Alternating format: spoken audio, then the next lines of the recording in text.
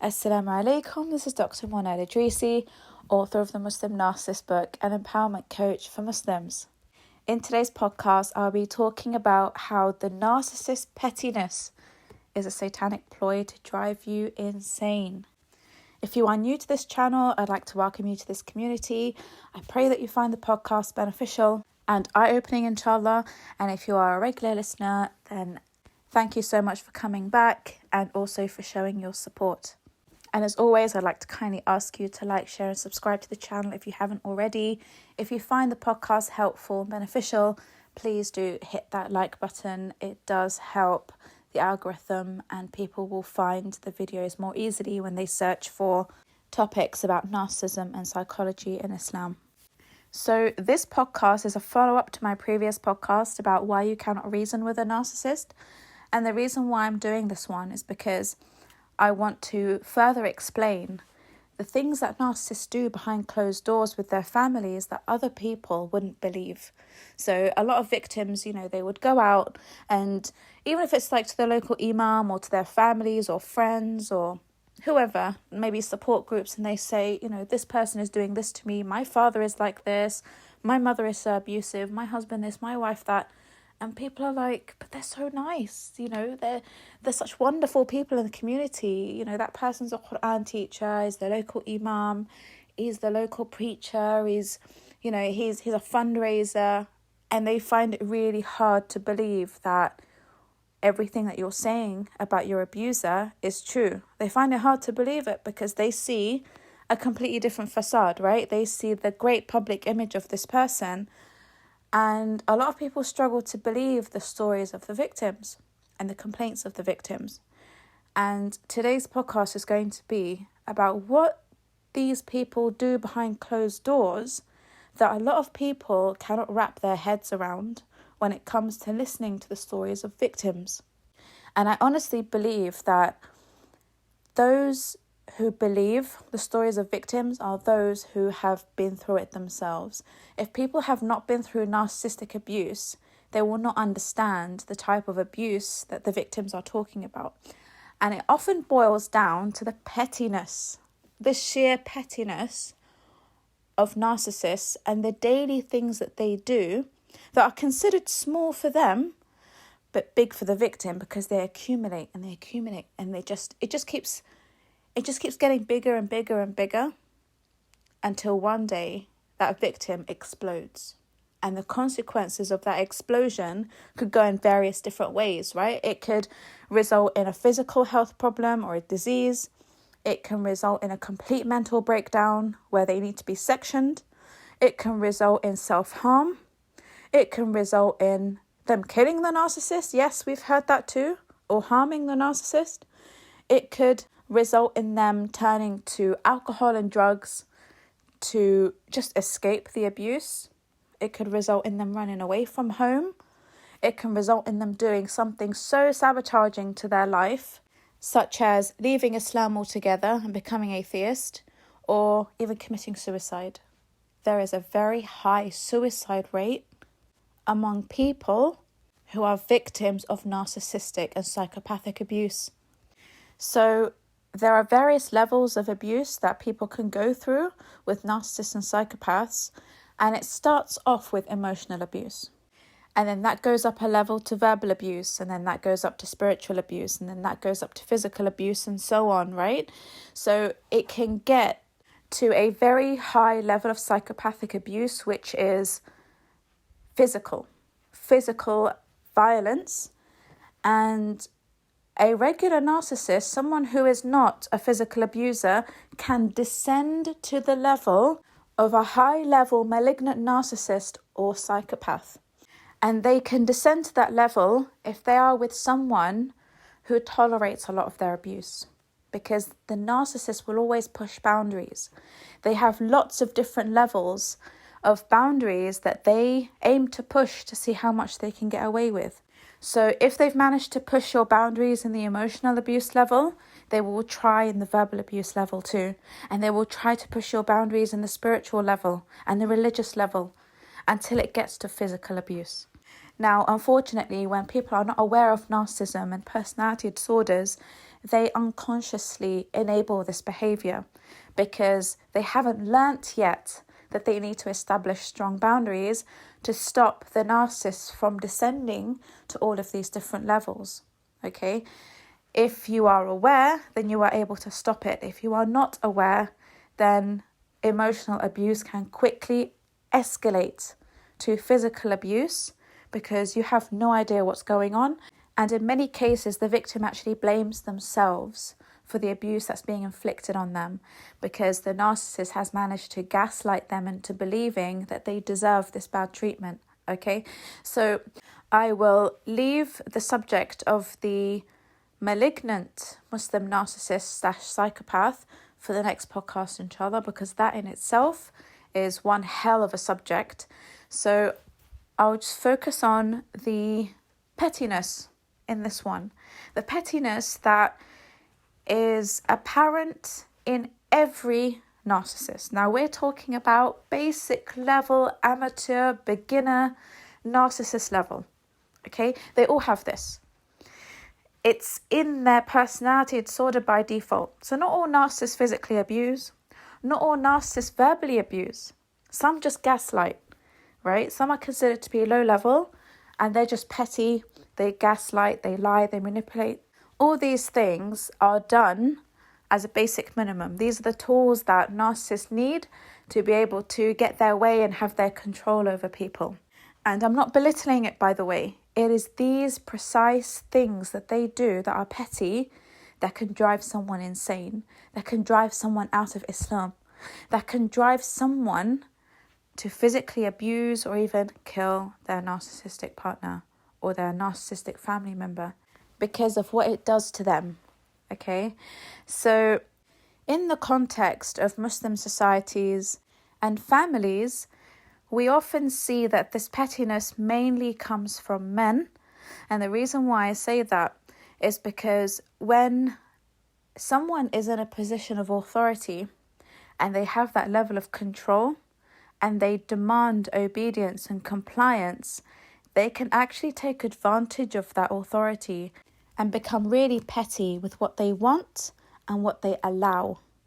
Okay, so this could be a father, a brother, uncle, husband, sometimes a son. A lot of women go through the torture of living with a man who is so petty that it drives them insane. Narcissistic women are known for it too. They're known for their pettiness and they're so irritating and annoying to live with. I'll come on to examples about that as well. But I'm going to go through some common things that I often hear people talk about. And I may even inject a couple of my own stories in there from my own experience, because it really was something that made me realize that I'm not dealing with a regular human being. You know, you're dealing with a demon when you're going through this type of experience. So the pettiness that I'm speaking about, especially when it comes to women having to deal with it in men, is the reason why so many Muslim women cannot obey their husbands. I've actually created a whole podcast about this. If you haven't listened to it yet, it's podcast number 40. It's about the reasons why so many women just cannot respect and be obedient to their husbands. And the core reason for it is because of the pettiness. If you haven't listened to it yet, please do listen to it after this podcast, because you'll be able to tie everything together, and men especially will be able to understand why it is that women cannot be submissive. So I just wanted to mention that if you wanted to make more sense of the subject, as this is, like I said, it's a continuation of the previous podcast and also podcast number 40. So pettiness comes from immaturity.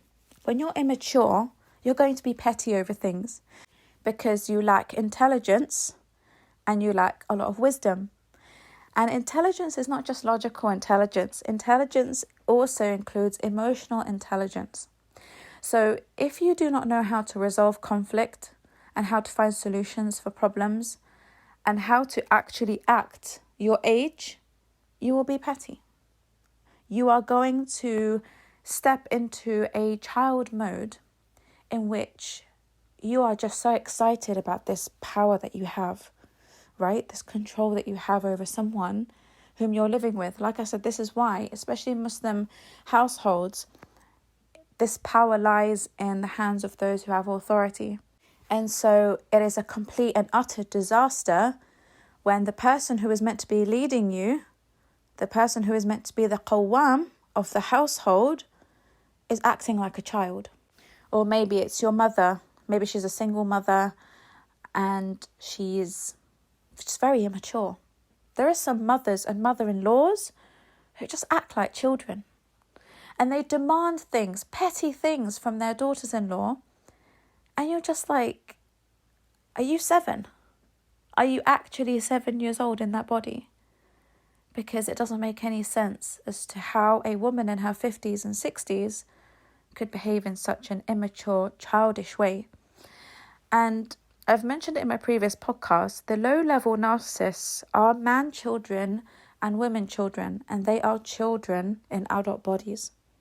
And that's why I'm telling you that the core foundation for narcissism lies in their inability to be mature.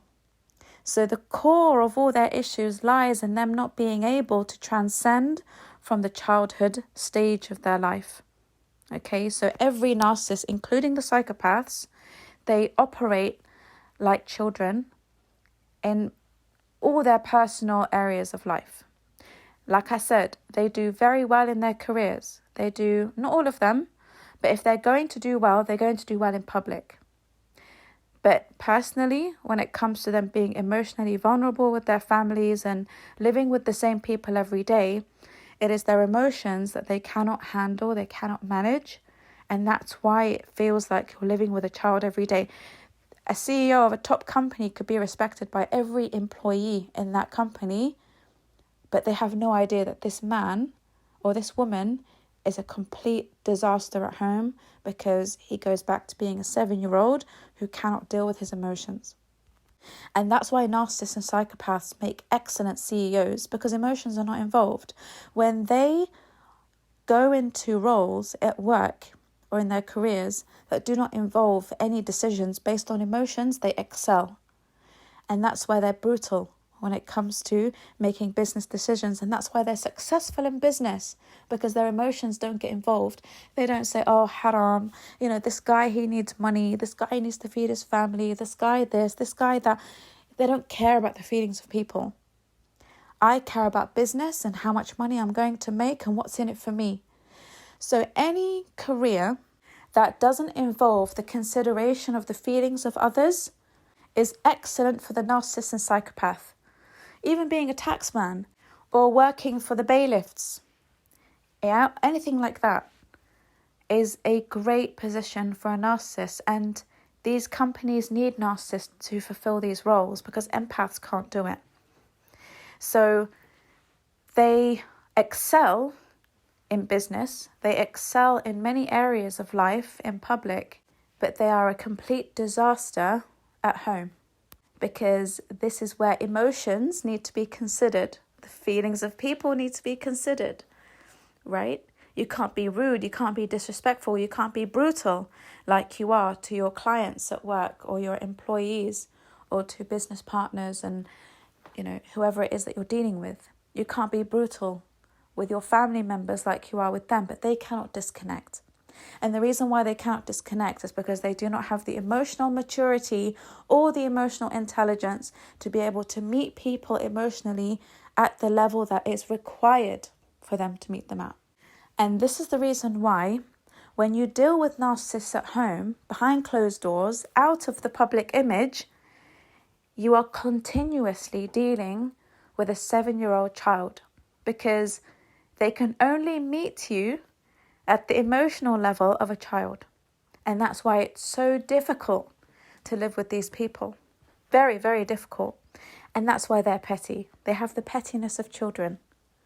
And that's why they're so good at pranks, right? They're so good at jokes. They're so good at teasing people and making fun of people and doing all of these horrible, nasty things to people, setting people up, manipulating them. These are all childish games.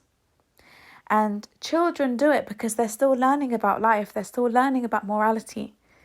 So When children play pranks on each other and they don't realise that they're hurting each other and they're being mean to each other, this is where the parent steps in to teach them, look, I know you did that as a prank and as a joke, but it wasn't funny, because now your brother is hurt, or now your sister is crying, or now you're in trouble with your teacher, because you did not realise that what you do actually harms people. You think it's a joke, but it's not. Narcissists cannot come out of that stage of life. And that's why they don't care if the things that they do that are petty hurt people or not, right? Because it's almost like they haven't had that tarbiyah. They haven't been raised, okay? They haven't been raised to be able to understand this is right and this is wrong. They're still stuck in that period of life. They're still stuck in that stage. So they will do things and you will question them and be like, are you actually serious right now? Do you actually not realise that what you've done has hurt me? That what you've done is so inappropriate? That what you've done is so unacceptable? Can you not see that? And they're just laughing. They're laughing and laughing. They think it's hilarious. I remember a few years ago going to a Eid party and there was a man there and he just kept making so many jokes. He was actually really embarrassing his wife by this point because, she kept saying things to try and stop him and he wouldn't stop. And then she tried to change the subject and he continued. And he was just saying inappropriate things about her, private things about her, about, her weight and how she should go and get surgery. And, even by this point, people were telling him to just chill and just, stop. And he just didn't care. Anyway, she started crying and then she ran out of the room and he was trying to justify, I don't even know why she's upset. I'm always joking like this with her. What's the big deal? She can't take a joke. She can never take a joke. She always turns every occasion into something miserable because she can never take a joke. Everyone's looking at him like, what the hell is wrong with you? And he just completely numb. He just found it so funny that he managed to get that upper hand over her and humiliate her like a child would, like a school bully would. And people were trying to, diffuse the situation, but he's adamant with his arrogance that I'm going to humiliate her in public because this is one of the things that they do. Now, this is the minor thing that they might do in public that would really embarrass you. I mean, they might even give you horrible, sharp looks, looks that people might notice them giving you. They might, say something under their breath, swear at you. They might, they might just be nasty, and they try their best to hide it by sugarcoating public insults as jokes and by sugarcoating offensive things that they might say to you under their breath so that people don't hear it, but they notice it. They notice the demonic eyes that they give you when they want to leave or when they want to tell you, I'll deal with you later. I think most people can relate to that because that's something standard that they do. People start sweating when they see those demonic eyes looking at them from across the room because it means business, right? It means business. These are subtle things that people might pick up on in the abuser in public, but when it's in private, it's a lot harder. So I'll give you some examples of the things that they might do at home that are sneaky, slimy, they're petty to them and insignificant to them, but they downplay it deliberately, okay? And when they downplay it, it's so that they can gaslight you into believing that you make a big deal out of everything when you get upset over these things.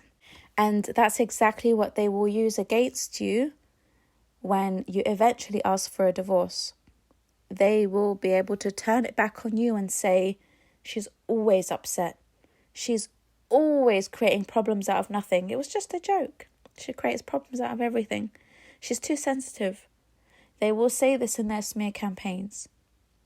So they will collect all your reactions to all their pettiness and then use it against you in the smear campaign.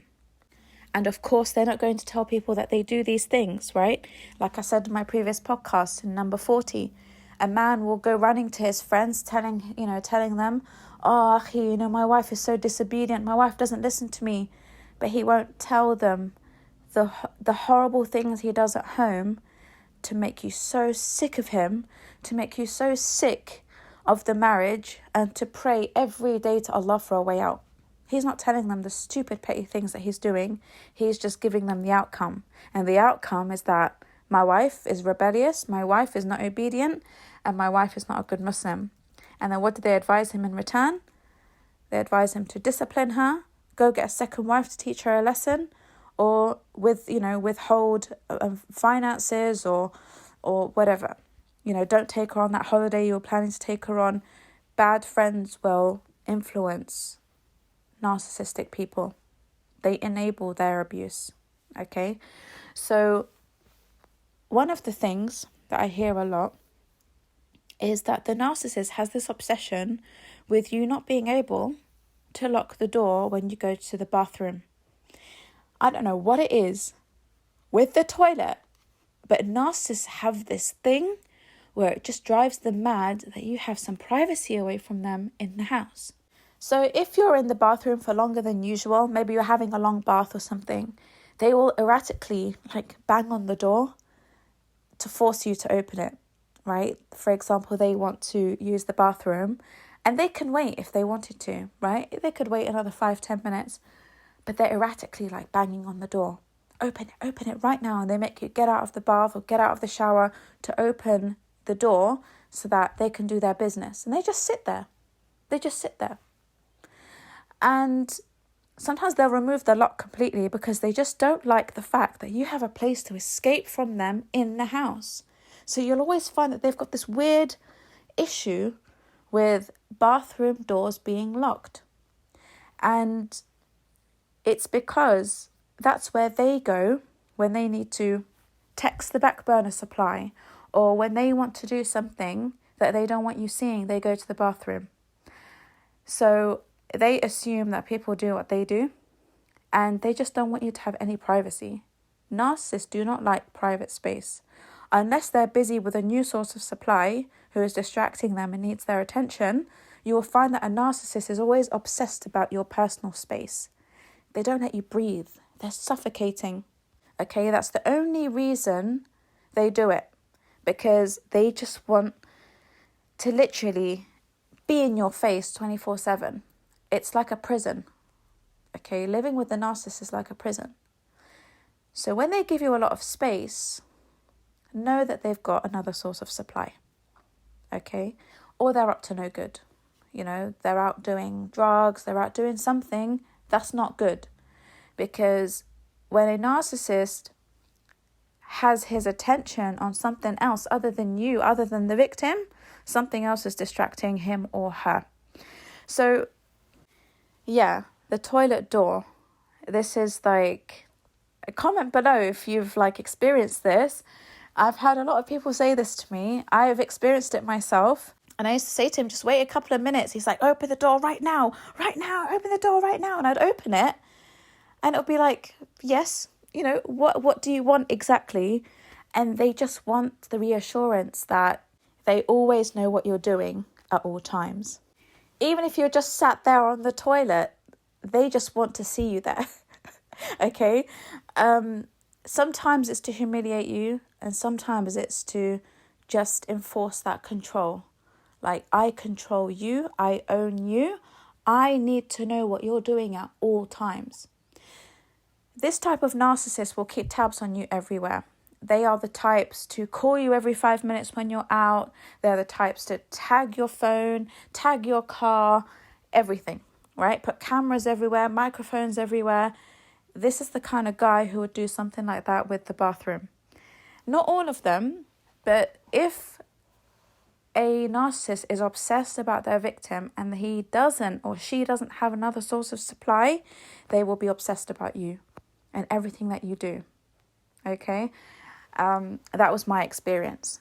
I was literally under 24 hours surveillance on a daily basis because of the strange obsession that he had with me.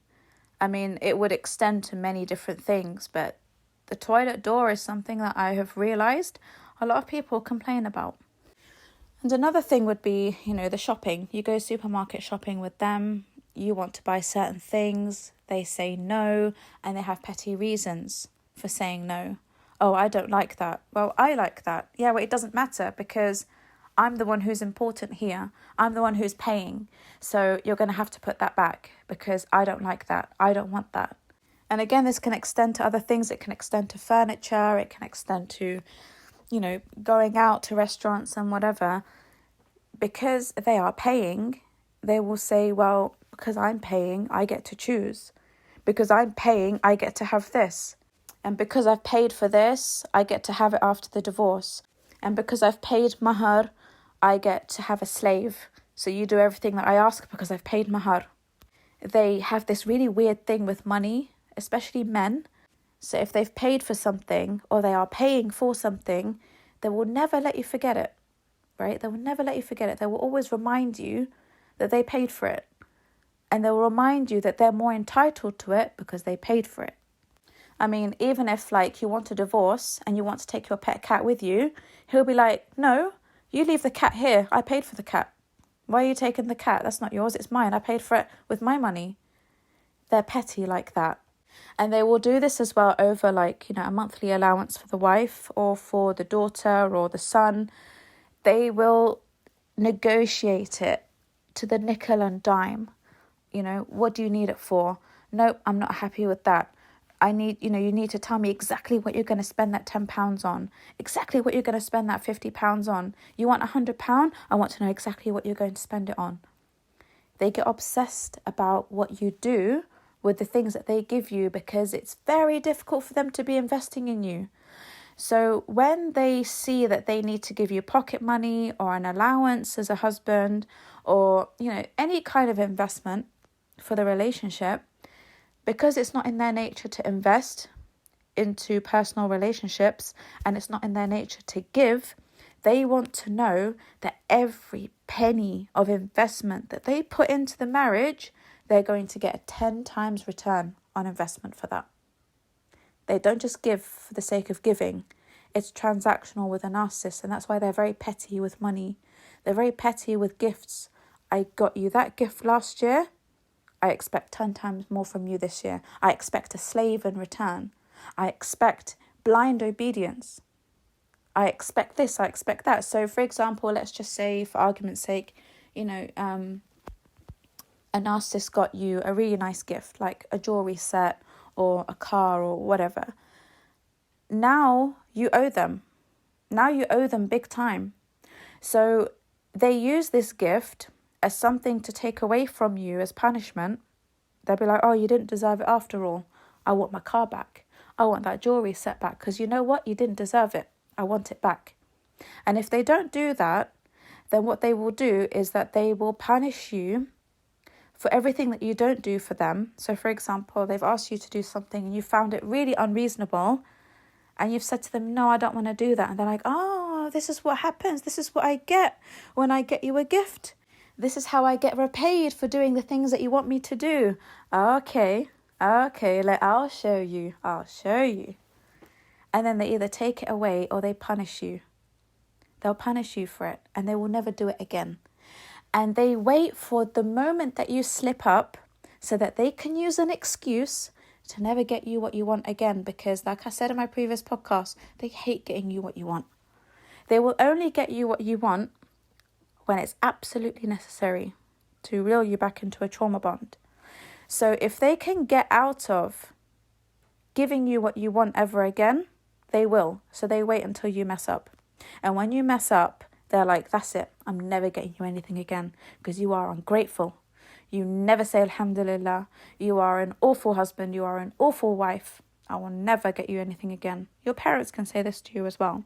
When I talk about these things, you can apply it to parents and your siblings too, all right? So they will do that to get out of doing anything for you and even fulfilling their duties towards you. And then, sometimes they will say things like, it's funny how you're so ungrateful. Everyone loves me. Everyone says I'm such a nice person. I'm such a great person. You know, I do so much for the community. I do so much for the mosque. I do so much in charity. You know, I help orphans. I help, women in domestic violence shelters. I do this and I do that. Everyone loves me, but not you. You are the only person who never sees me in a good way. So there's something wrong with you, because everyone says I'm a great person.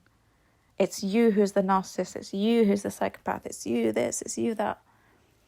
And then they actually manage to brainwash people into believing that actually maybe he or she is right.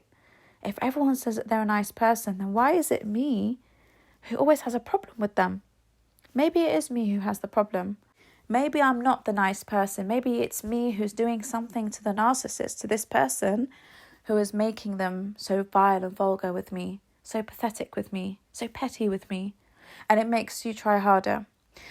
So when the narcissist tells you that everyone says that they're a good person apart from you, then it makes you try harder to get into the good books of the narcissist so that you can be treated well like everyone else. It's a tactic. It's a ploy. All right? Another thing they do is the taunting. They'll taunt you like a bully at school.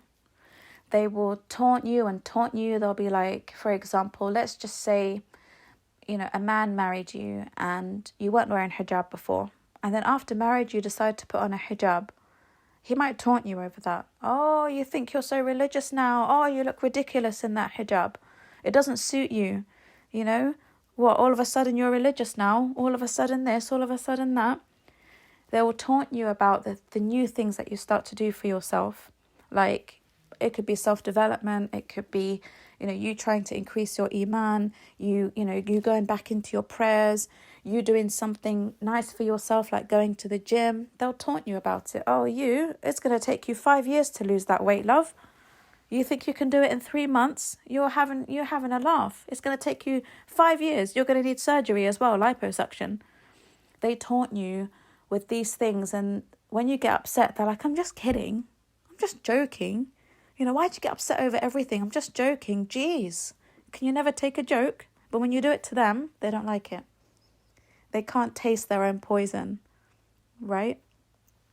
So they will taunt you about things that they get jealous of as well. And especially when they see you doing better, they will tease you, taunt you. They will always remind you, I'm better than you. Oh, for example, a man or a woman could marry a revert, someone, new into Islam.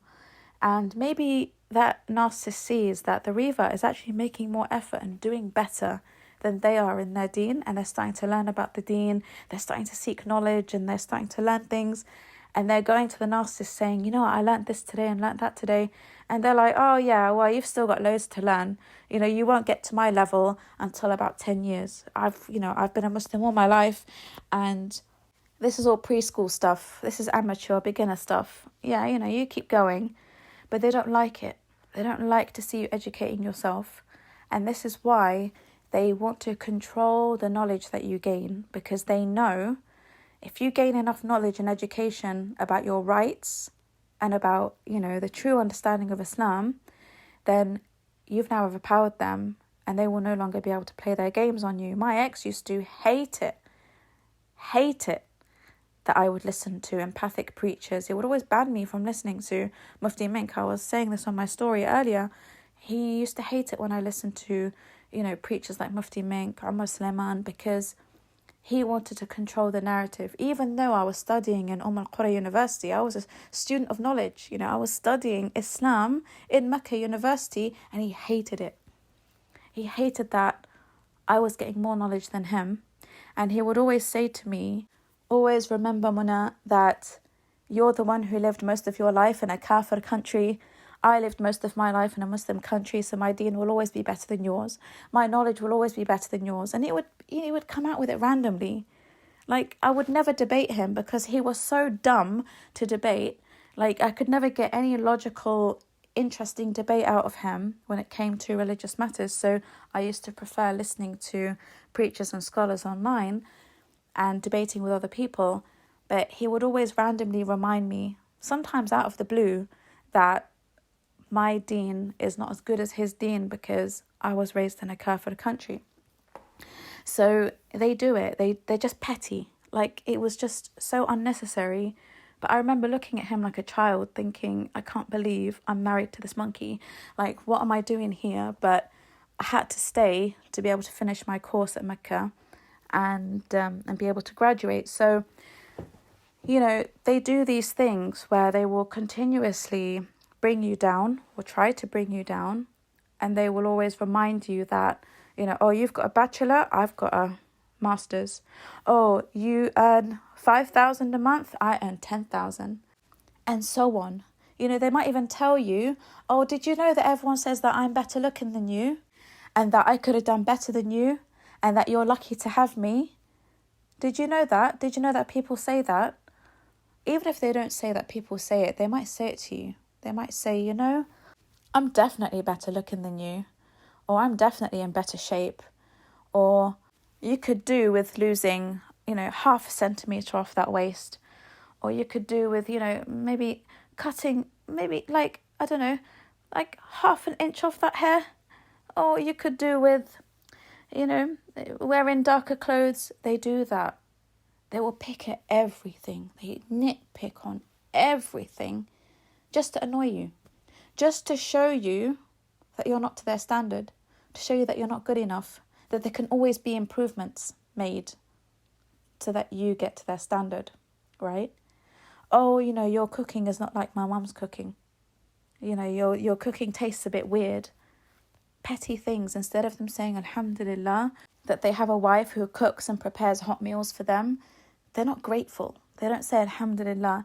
They always pick on the salt, the sugar, the taste. It's not like my mum's, it's not like my auntie's, it's not like my neighbour, it's not like my dad's. They will always pick on something because they have to be petty. And then you go to an imam or you go to family or you go to a mediator and they say, have sabr, have sabr. This is what a man is like. This is what a woman is like. They're petty. And they're petty things. Brush them under the carpet.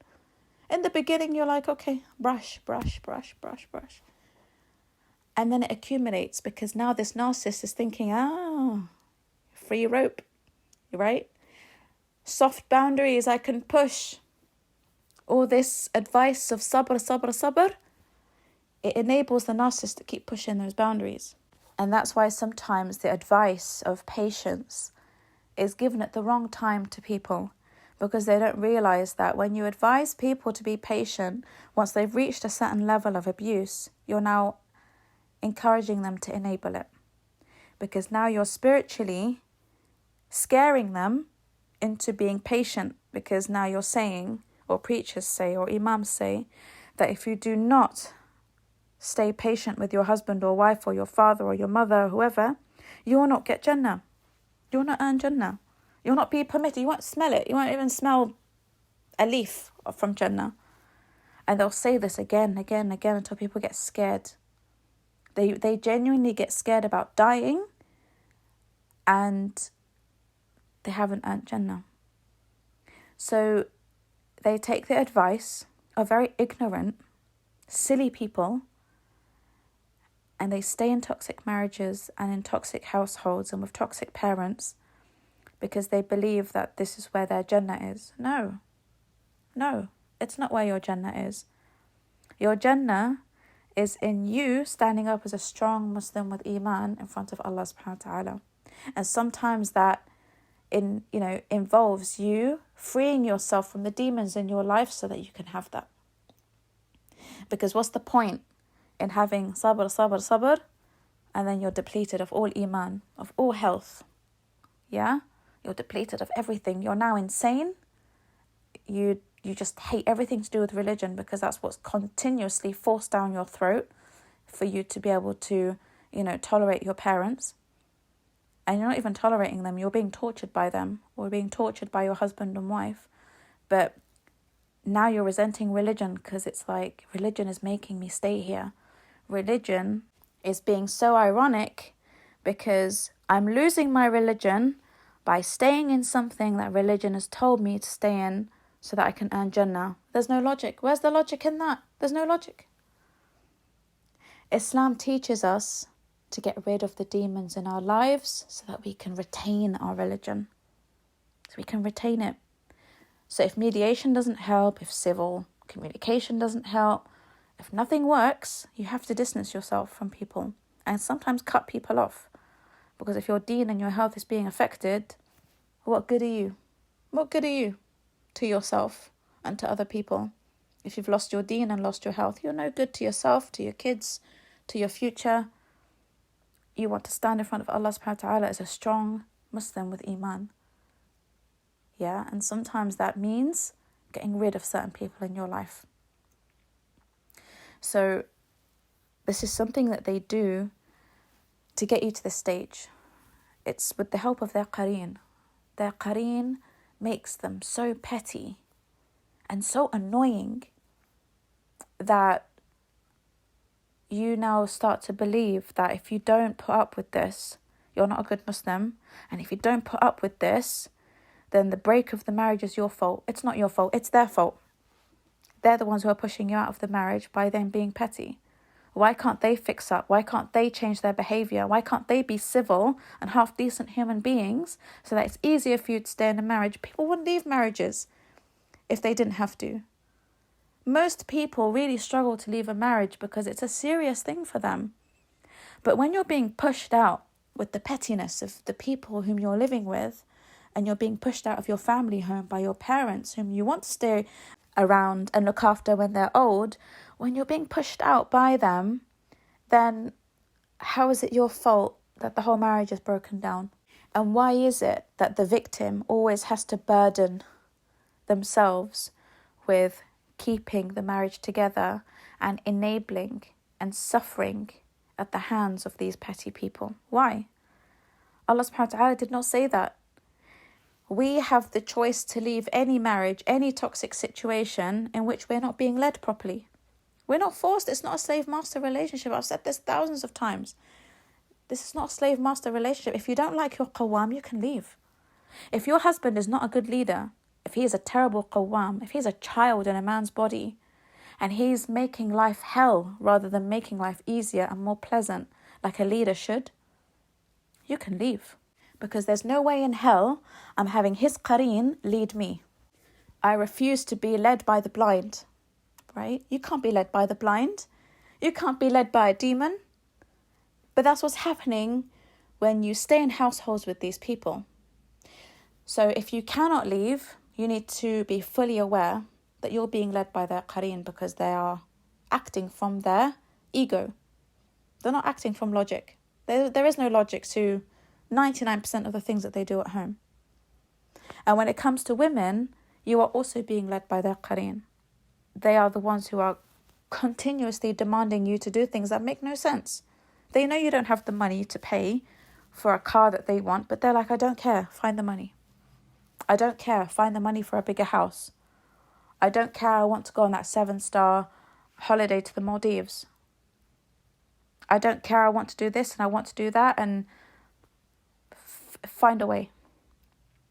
You're being led by their qareen because now you're under a lot of pressure to keep a marriage together or to keep a relationship together in which you do not have the means to do so. And now you have to go through a lot of stress and a lot of harm to fulfill her demands so that you can keep everyone together. This is what happens when a woman is being petty. You know, if you upset her, she's like, oh, fantastic, this is a wonderful opportunity for me to ask for something ridiculous, something I know he can't afford, something I know he will not be able to get. But I am in power now because I know how badly he wants to keep this family together. I know he's going to do it. And then that poor guy will go out and bend over backwards and borrow from the bank and borrow from his uncle and borrow from his friend until he gets her what she wants. She doesn't care how he got it. She doesn't care how he's had to suffer. That's what happens when you're led by the qareen of the person whom you're living with. It's the same with parents. A parent will be really petty. You know, you got 95%. Why did you not get 97? Why did you not get 100? Why just 95? And they'll be angry about it. You know? Oh, you got that job in that company? Why did you not get a job in the other company? The other company is more prestigious. Why this and why that? Why did you not get a wife from that family? That family is much better. But Dad, she's a nice person. She's a wonderful woman. I don't care. This is not what makes us proud. I'm not proud of this woman. Her father, what does her father do? Oh, he's a taxi driver? I don't like that. I'm not coming to the wedding. And then the parents will create a massive problem, petty problem, because they don't like the decision of their son or daughter, even though it's got nothing to do with them. Like, Dad, I'm happy. I'm happy with this woman. So what if her dad's a taxi driver? What's it got to do with you? She's a good woman. They're a good family. I don't care. You've shamed the family. You need to marry a woman. Her father's a doctor. Her father's a barrister. Her father's this. Her father's that. And then a massive family drama will happen. And the uncles will get involved. The neighbours will get involved. And the BBC gets involved.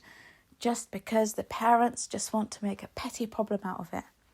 And then this often leads to petty problems over the wedding. Oh, we want red. No, he wants pink. No, she wants green. If it's not green, I'm not coming to the wedding. If the invitation cards are not written this way with my name on it in that way, I'm not coming to the wedding. If she's going to wear a white dress, she's going to look like a kafira, and I'm not going to go.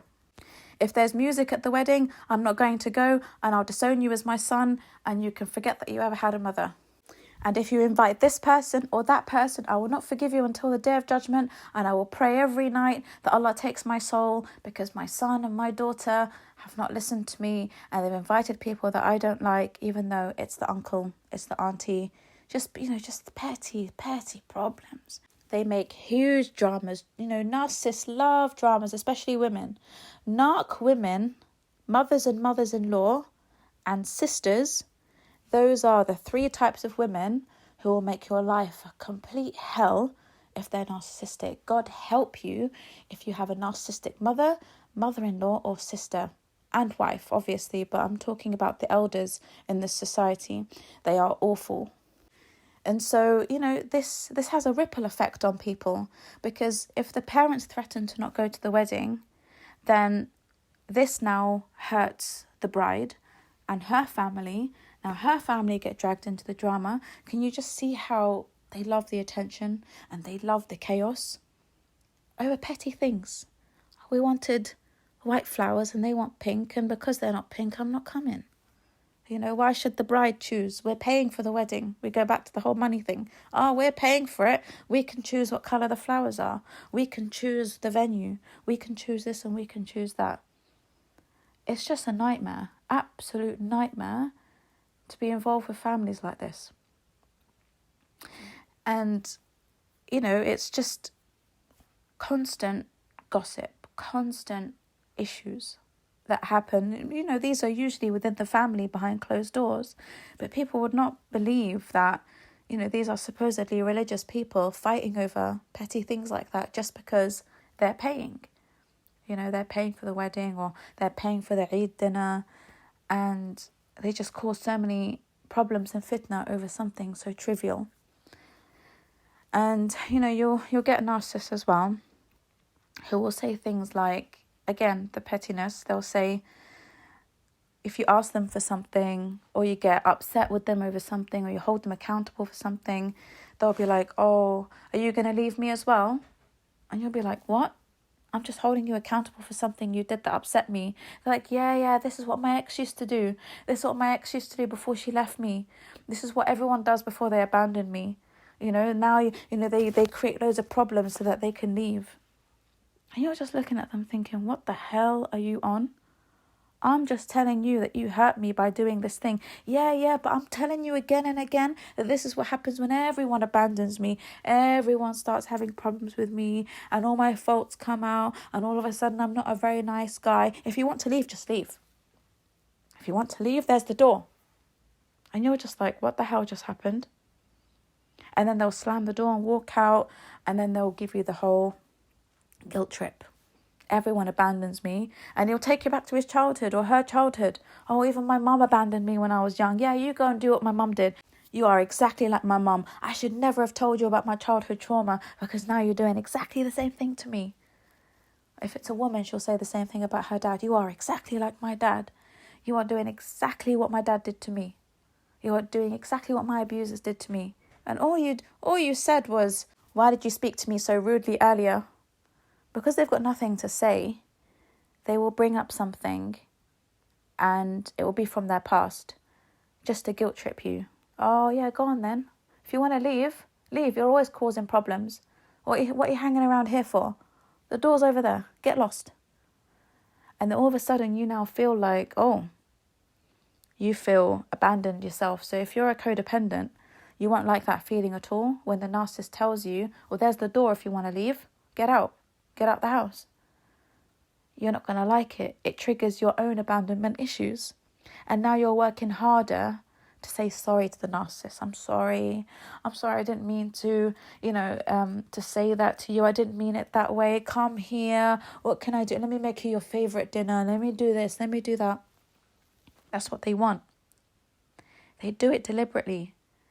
You might complain about something as well. Like, for example, you might say to a man, you never get me gifts.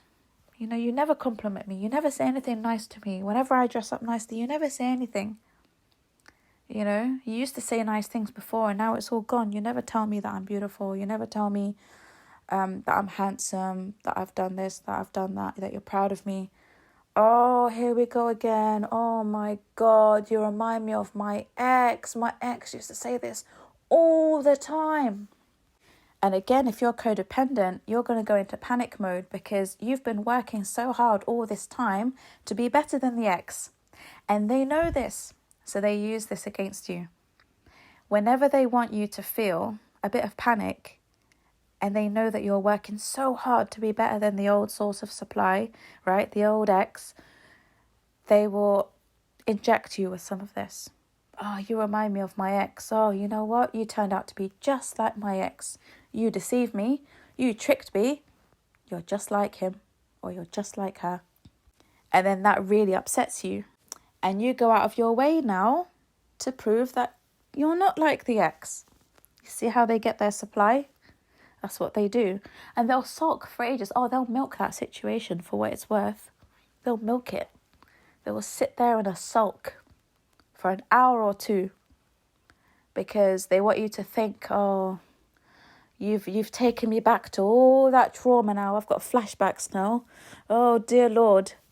Call the ambulance because I'm about to have a panic attack.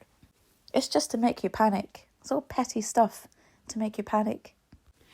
And another thing that they do is, like, if you want to watch a movie, they're really petty over the movies that you watch, right? They don't want to watch the movies that you like.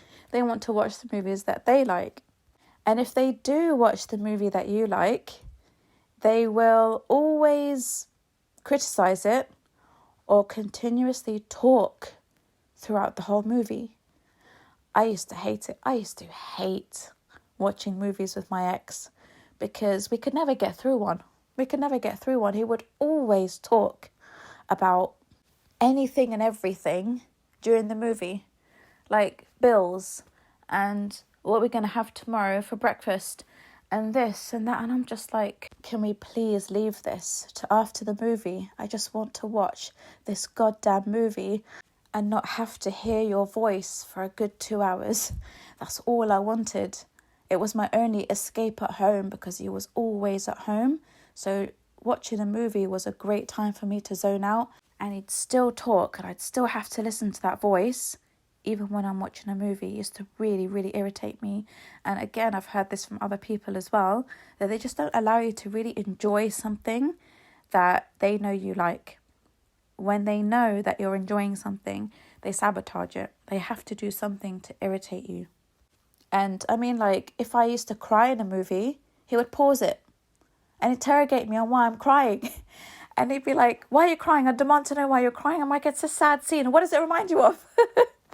I'm like, nothing. It doesn't remind me of anything. It's just a sad scene. And he's like, no, you're going to tell me right now. Wallahi, there's something. Wallahi, it's reminded you of something. I want to know right now. And then you get the Quran and be like, swear on the Quran that it doesn't remind you of something or remind you of somebody. And I'm just like, I feel like I live in a mental health hospital because this is just not normal.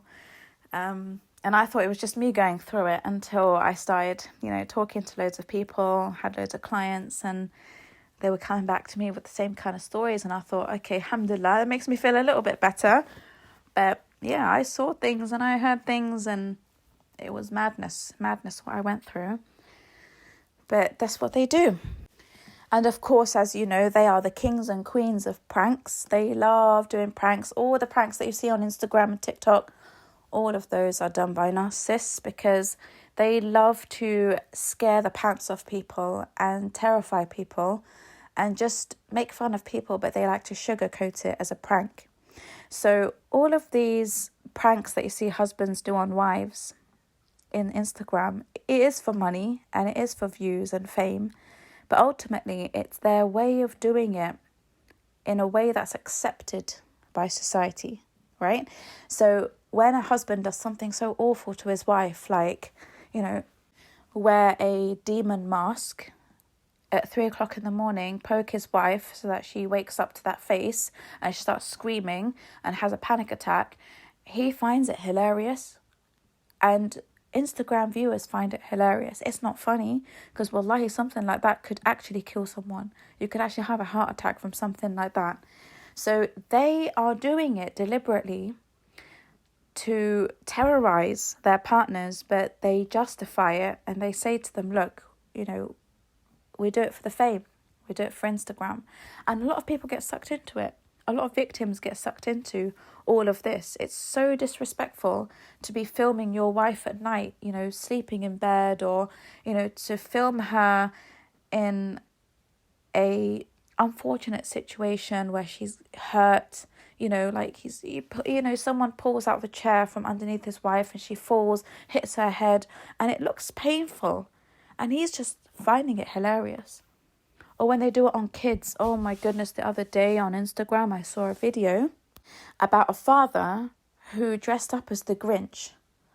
And it was Christmas time and all the kids' presents were underneath the tree.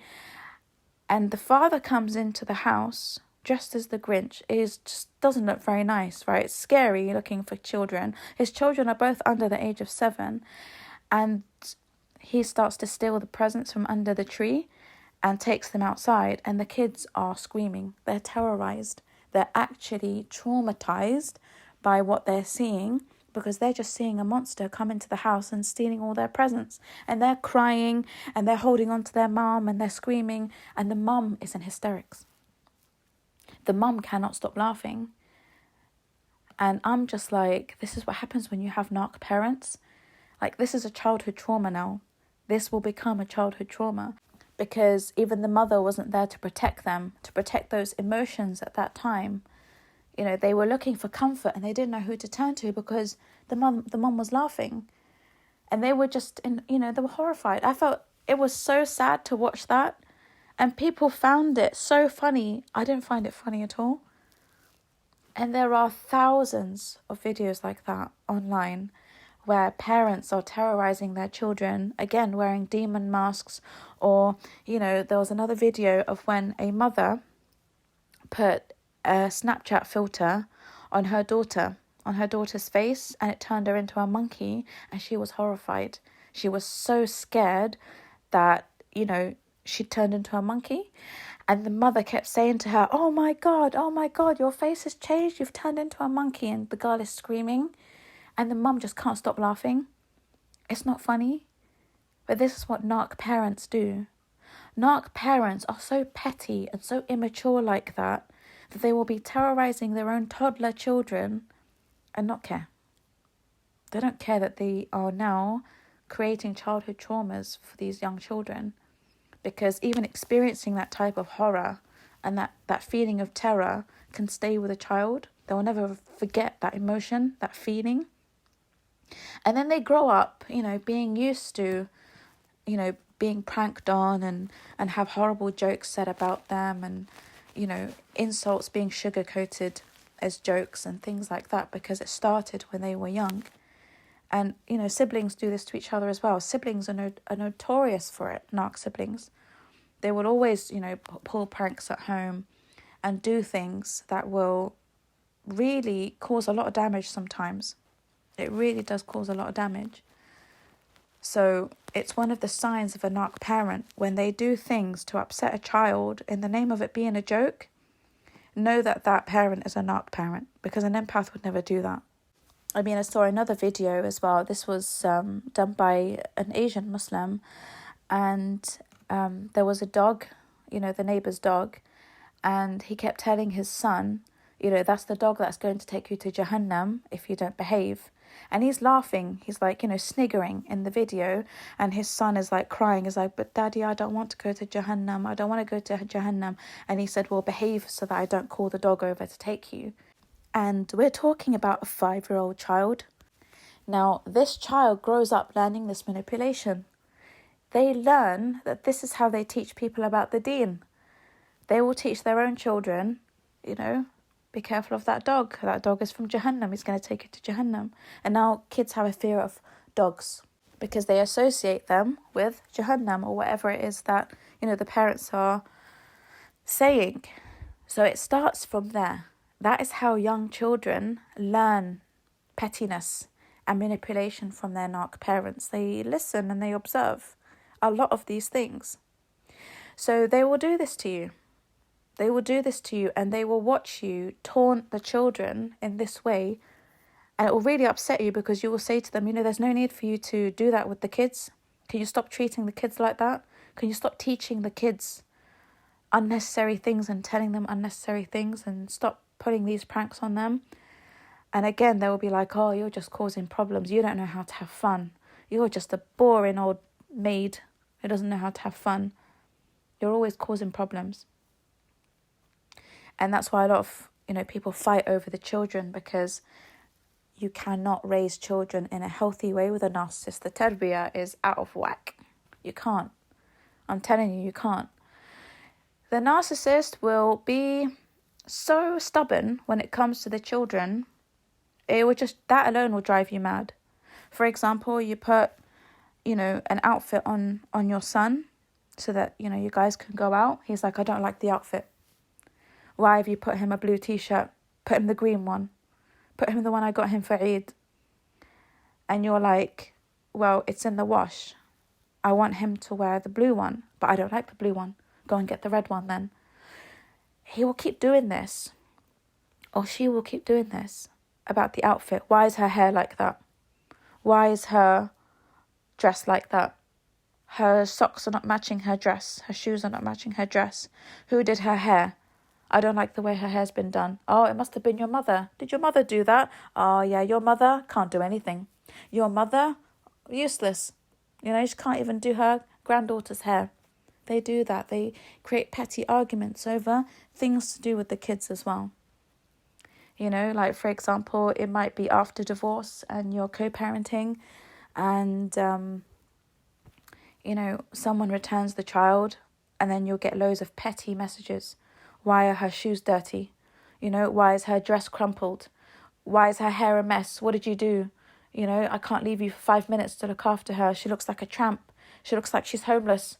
Why did you not do this and why did you not do that?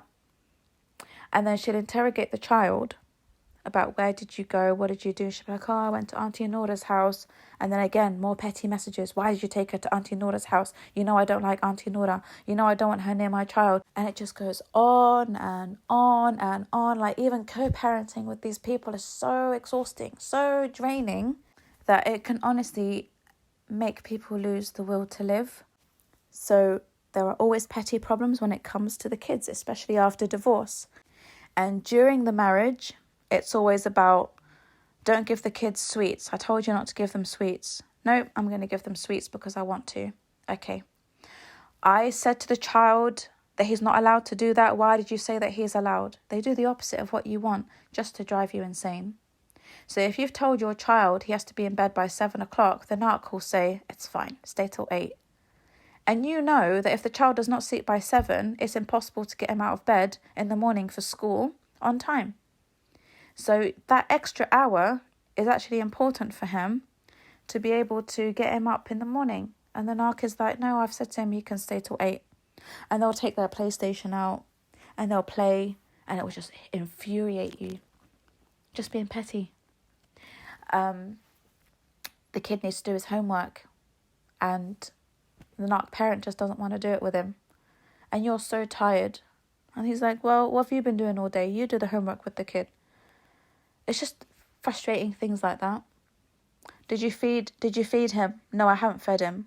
It's like 9 o'clock and the child hasn't had his dinner. Why have you not had his dinner made? Why have you not given him a bath? Oh, I thought it was your job. It's not my job. That's not the man's job. It's your job. You do that. It's like 9 o'clock. Kid was supposed to be in bed 2 hours ago. He's not had his dinner and he's not had his bath. So it's constant. I really do feel for people who have kids, because I can only imagine how difficult it must be to raise kids with them and after divorce as well. They will always do the opposite. Always do the opposite. Like, even if you're late 5 minutes in dropping a child off, they'll create petty problems over that. Oh, you're always late. Next time, you can't have the child on a Sunday. You're always late. It's like 5 minutes. You're 5 minutes over. You know, it's never ending. But it's enough to drive someone to the point of just fantasizing about killing that person. Honestly, it can drive you there. I mean, they will even argue with you over the future of the children while they're still babies, newborns. For example, they might say, you know, I'm not going to raise the kids like your dad raised you. I'm going to make sure that my daughter is married by 15 years old. I'm going to make sure that my son, you know, has a business. He's not going to be sloppy like your brothers. He's not going to be useless, you know, like your dad, like your uncles. He's going to be different. Again, they'll create petty problems over this. They will say that this is the plan for the children when they're older, and there's nothing you can do about it. This is how I want them to be raised and how they're going to turn out. And they will insult you while they say these things, you know. They'll be like, you know, I'm not having my daughter grow up as a feminist. I will marry her when she's 15 so that she has no career, no this, no that. She won't argue with her husband. She won't have money. She won't be independent. She'll stay with her husband. And she won't ask for a divorce. It's like, look what happened with you. Look what happened with you. You're independent, you have your money, you have your career. And now all of a sudden you're like, oh, I want a divorce, I want a divorce. Oh, you've taught me a lesson that with my daughter, 15, she gets married, no career, no nothing. They say these things to you all the time. Especially when you've asked for a divorce and they know that you have the luxury of doing that because you can get out. You've got your money, you've got your career and independence. I'll say this, wallahi, until I die. Every woman has to have her independence, because if you don't, you get stuck with a loser like that. You get stuck with a loser who will say that to you day in and day out. You'll get stuck with someone who will torture your daughters because he wants to sell them off for enslavement to other narcissists, you see. That's what they do. They don't like empathic son-in-laws. Oh, the son-in-laws more often than not will be other narcissists. They just transfer ownership. So independence for women is very important, and Islam even encourages independence and financial independence for women, because you can't risk having no independence and being stuck with a demon like that, because you'll never get what you want out of the situation. You won't. You'll only get what you want after you've worked so hard for it, so damn hard for it. You have to earn everything that you want from the narcissist. Ever notice that? That they don't just give it to you willingly? You have to earn everything that you want. Oh, you want a monthly allowance? Have you earned it as a wife by the end of the month? Have you cooked? Have you cleaned? Have you given me intimacy every time I wanted it? Oh, now you've earned the allowance. Now you've earned this. Now you've earned the holiday. You have to work damn hard for it. It never comes for free. Because like I said, they don't invest. They're not investors. They would invest in something that they can get a good return on investment on. That's why like I said, they're very good businessmen. When it comes to them investing in a company and gaining millions out of it, they're happy to invest their money. But when it comes to investing in people, no, it's different. You have to work for it. You're the slave, remember, in a narc relationship. You're the slave, and you are the one who has to earn everything that you get from them. They don't just give. And that's why they are so petty when you ask for something and they don't feel like you've earned it. Even if you feel like you have and you deserve it, they're like, nah, you didn't do enough. That one night you told me you had a headache and I think you were lying. You didn't give me intimacy. Yeah, I'm sorry. You're not going to get it because I believe that you were lying. You might not have been lying. You know, you may have genuinely had a horrible migraine and you couldn't have intimacy with your husband or wife. And they're like, yeah, well, that one thing you did in the month, yeah, I haven't forgotten that for you. Golden ticket taken away. You're not deserving of what you want this month. That's how they deal with you. They're transactional because it pains them to give. It pains them. They're the stingiest people you'll ever meet. They are stingy as hell. And the narcissists who are generous with their wives, they do it to keep them off their back because they're gallivanting, doing other things, right? They're gallivanting off with other men, other women. They'll give you a lot of money to go and do whatever you want with it. They'll just throw money at you. But behind your back, they're doing all sorts. It's just to keep you distracted and to keep you quiet. That's the only reason and the only time a narcissist will be generous with you, when it's to distract you and keep you off track. But when they don't have distractions, they are so stingy, it's unbelievable. And like I said, you know, whenever they want leverage over you, they'll just create a petty problem out of anything. And it could be something so trivial, like you want to call your mum, and you pick up the phone to call your mum, you have a conversation with her, and your husband comes home from work. Maybe he comes home a bit early, and, you know, you're on the phone to your mum or your friend, and he'll go a bit mad. And you'll be like, what's the matter? Like, you didn't ask for permission to call your mum. Or, you know, I don't want you going out with your friend because you didn't give me 2 weeks notice about going out with your friend for coffee. Or you didn't do this and you didn't do that. I remember once I ordered something from Amazon and the courier brought it, and I got a text to say that the courier had brought the parcel and that I could collect it from the front door because we were living in a building and it had a gate, and so I would be notified when the parcel was dropped off at the gate. And he was at work and I went downstairs, I went and picked up my parcel, signed for it, and, you know, that was it. That's as far as it went. And he came home and he saw the box on the table from Amazon and he said, how did that get in here? And I said, what do you mean? I was like, it got delivered by the courier. He's like, I know, but they leave the boxes by the gate. I'm like, yeah, I went and got it. And he went ballistic at me. He lost it at me because I didn't ask for permission. He's like, why did you not ask for permission to go and get the Amazon box? I'm like, you're at work. What are you talking about permission? I was like, what the hell is wrong with you? It's like, you need to call me and ask me for permission to leave the house and go and get the Amazon box. It was just downstairs, literally just downstairs at the gate of the building. That is how petty they are. They will do things like this and scream at you over it. They'll make a real big hoo-ha about it. And it'll be, like I said, something so stupid, but they will scream, shout, smash things, get angry, slap themselves, you know, like just go into this complete rage, narc rage, where you see their qareen come out of their eyes, that demon stare that comes out at you when they rage over something so trivial. And I'm just like, what the hell am I dealing with? Every time I face something like that, I'm like, this guy is not normal. This guy is seriously unwell. But there are men like that who want permission for everything because they see you as a slave. They see you as an object they own. And they understand obedience in Islam to be like that. They understand that the right of a man or a father is to have this type of authority over people under their care. So they become very, tyrannical and dictator-like.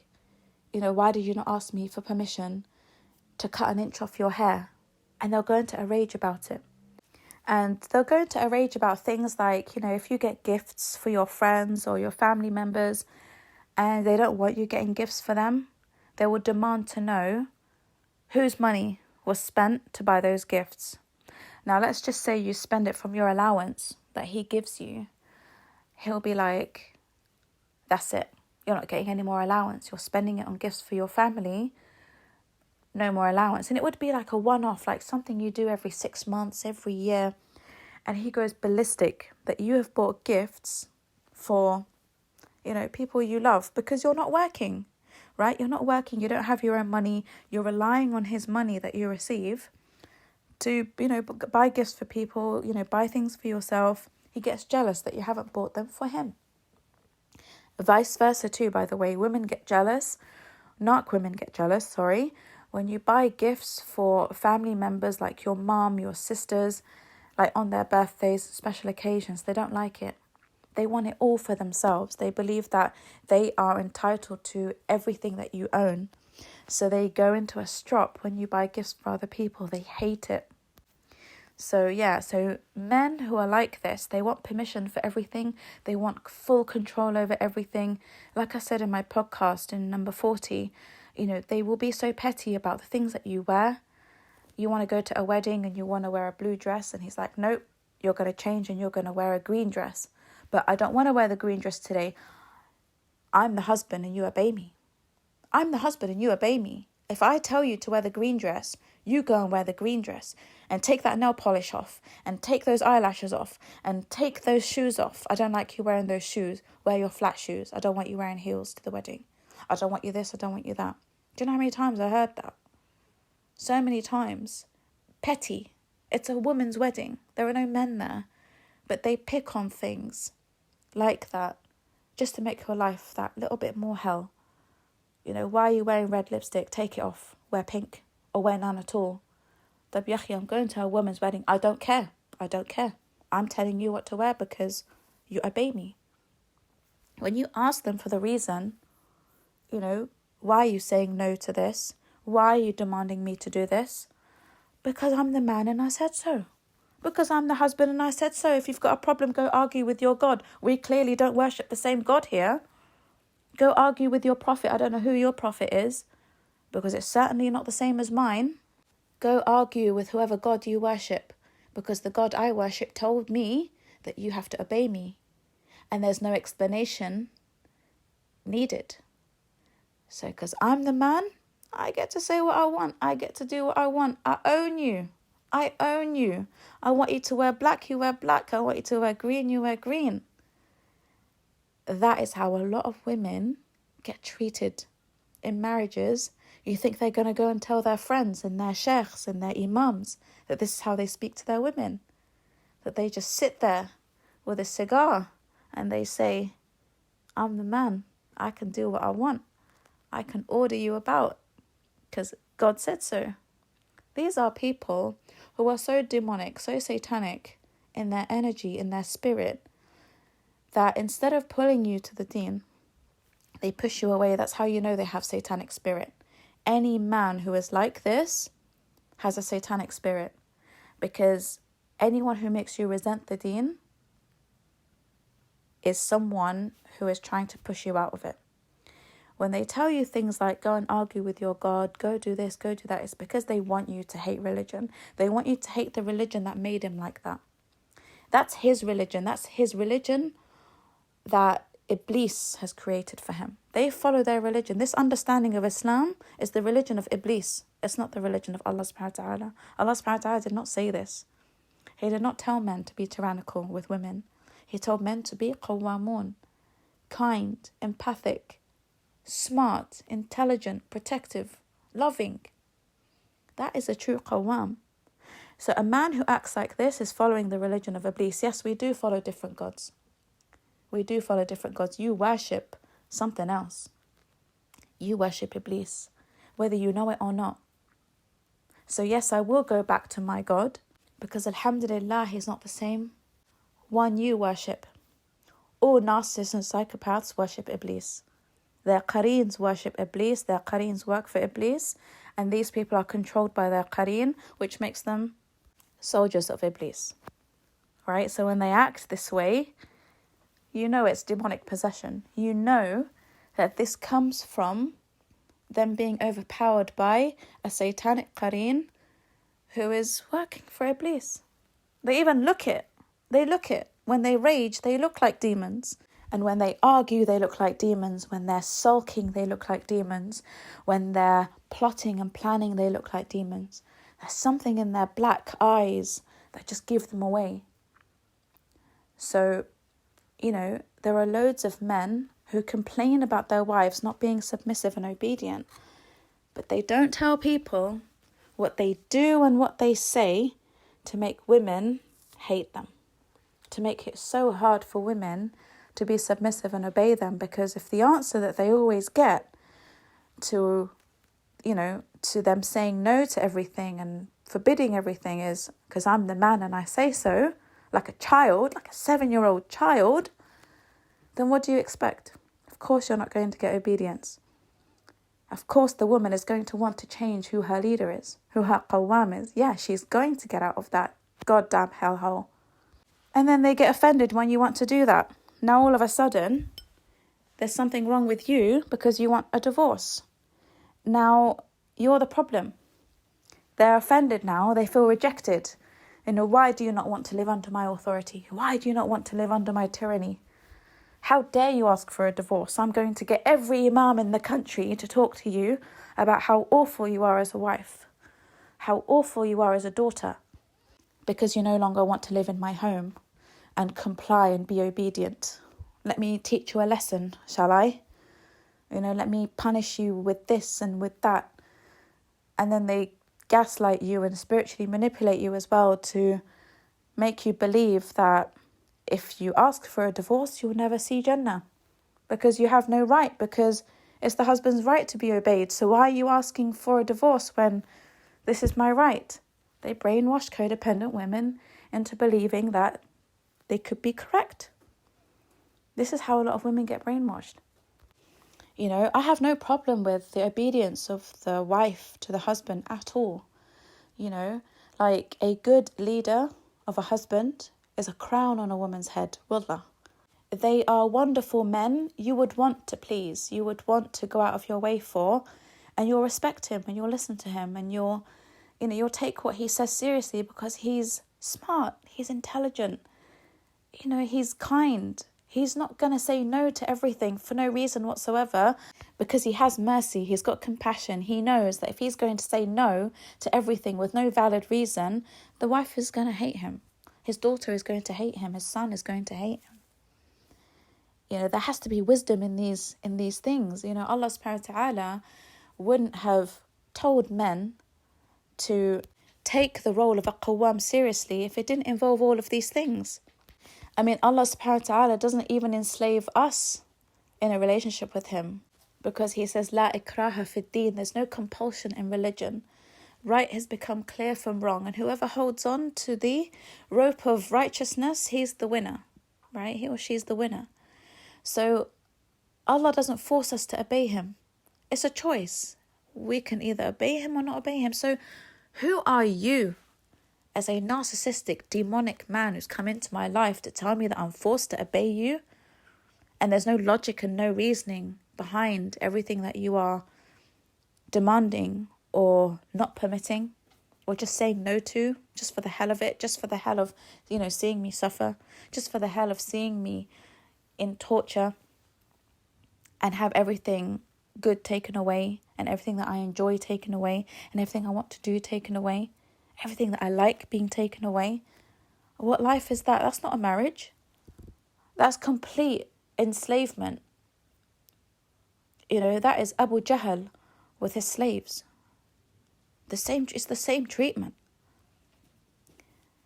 And it comes out of pettiness because that's their petty understanding of the deen. You have to be so petty, so low class, so uneducated to understand the deen in that way. If you believe that this is what obedience is, and that you have the authority as a man to be this way, this tyrannical way, you are petty, pathetic, and you are a child. You need raising all over again. The Prophet Muhammad ﷺ would have warned women from marrying such a man, because so many Sahabiyat went to the Prophet Muhammad ﷺ and they asked him for his opinion on certain men, and he would advise them to stay away from those who don't like women, who are harsh with women, tyrannical with women.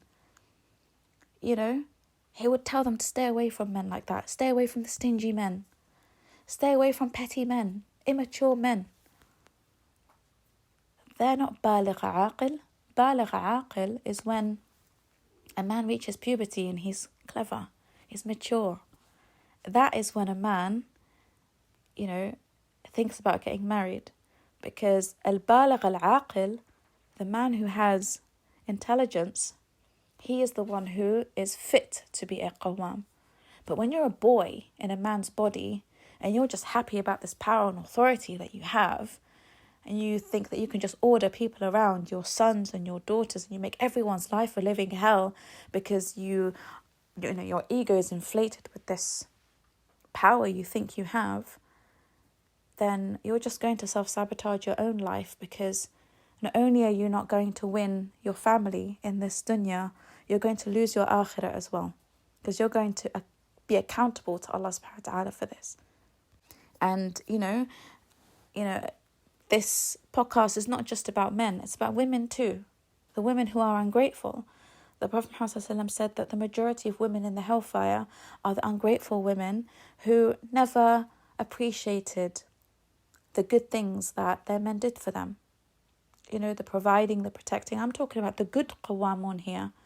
Narc women are never grateful for anything. It's a part of their personality disorder. Their qareen doesn't allow them to be appreciative of anything good. Their qareen always wants them to self-sabotage. You can't help them from this. You can't rescue them from this. It's an internal problem. It's an internal jihad and nafs. But it's the reason why a lot of women will go to the hellfire, because they were so ungrateful to good men. I'm not talking about the women who are ungrateful to horrible, vile, abusive, malignant men. No. The hadith is not about those types of women who are abused. The hadith is about women who are treated well by men, and they didn't appreciate the good treatment. They didn't appreciate everything good that came to them, because they're petty. Oh, you got me this ring? I didn't want that ring, I wanted that ring. Oh, you got me 18 karat gold? I didn't want 18, I wanted 24. Oh, you got me a silver car? I wanted a black car. They're not grateful. Oh, you took me to the Maldives, I wanted to go to Bali. And it's not just that. They will create a huge problem and drama over it. You don't love me, you never loved me. I told you I wanted a 7-star trip to Bali, and you took me to the Maldives, and I didn't want to go to the Maldives again. We've been to the Maldives 10 times. Why couldn't we go to Bali? And he's like, I couldn't afford it. So I thought I'd take you again to the Maldives. I know you like the Maldives. Big drama, big problem, because she's ungrateful. He's already taken her so many times to a place where she loves. He's gone out of his way to do that for her. He's gone out of his way, to just to make it, her home nice for her, and pay for things for her that's above his means. She's still not grateful. She still compares her life to other women on Instagram. She's always comparing him to other men, maybe comparing him to the ex, comparing him to her father. Oh, my father did this for me and that for me. My father spoiled me more than you spoil me. I was happier with my dad. I was happier in my family home. Here, this is a hellhole. And he would give her everything he's got. She may belittle him, humiliate him, make jokes about him in front of people. He may be working 2 or 3 jobs to get her the lifestyle she wants, and she complains, oh, you're never at home. But I'm working so that I can give you everything that you want. Oh no, but you're never this, or you're never that.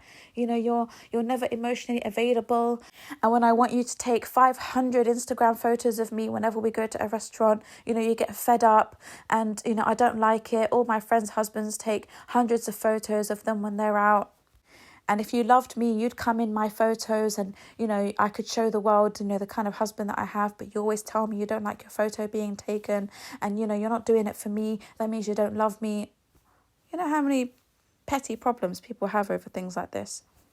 Because the husband doesn't want to come up in her Instagram stories or her Instagram page like a robot, like a prop, like a lot of women are doing with their husbands. The husband is there like an idiotic prop.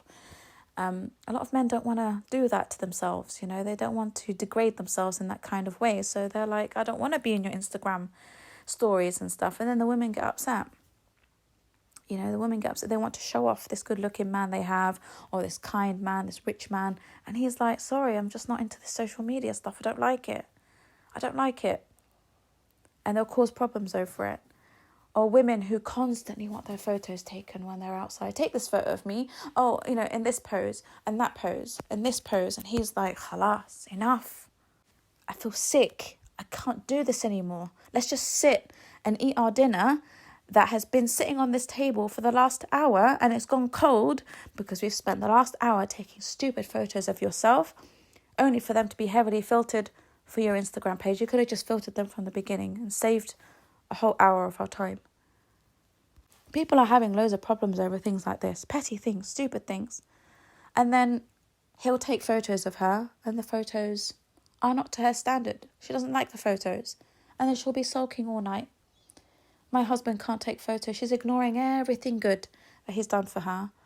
She's ignoring that he's so tired from working such a late shift. She's ignoring the fact that he's taken her out to dinner instead of expecting her to cook him a meal, coming back from a late shift. She's ignoring all of that. And now she's in a strop because she doesn't like the photos he's taken of her. And she sits there with a moody cow face the whole night, and maybe for the next 24 hours, until he goes out and buys her flowers and then takes her out to the same place where he can take another 500 pictures of her. This is what people are going through. And a lot of men are silent on this. These are the ungrateful women who the hadith talks about when it comes to the women of Jahannam. It's the women who are ungrateful. They focus on the bad, right? Or they focus on the things that are missing or his flaws and ignore the majority of the good that he does, maybe the 80% or the 90% of good that he does for her. She's just always complaining, always ungrateful, a complete nag, a complete nightmare to live with. And he's just depressed. He's suffering from stress now because of her. Yeah, women are going to pay for that. You're going to pay for putting your men through that. If you're a narcissistic woman listening to this, I'm telling you, you're going to pay for putting your man through that. And sometimes your own father as well. Sometimes fathers, if they're very empathic, they will go above and beyond for their daughters. And the girls are never grateful. They're still rude to their dads. They're still offensive towards them and belittle them and talk down to them because they don't respect their dads for going out of their way, knowing how rude they are. So they take advantage of, their weakness or the love that this father has for his daughters, and they wipe the floor with their dad. I've seen it. I've seen women be vile to their really kind fathers. And the same goes to men who treat their mothers horribly.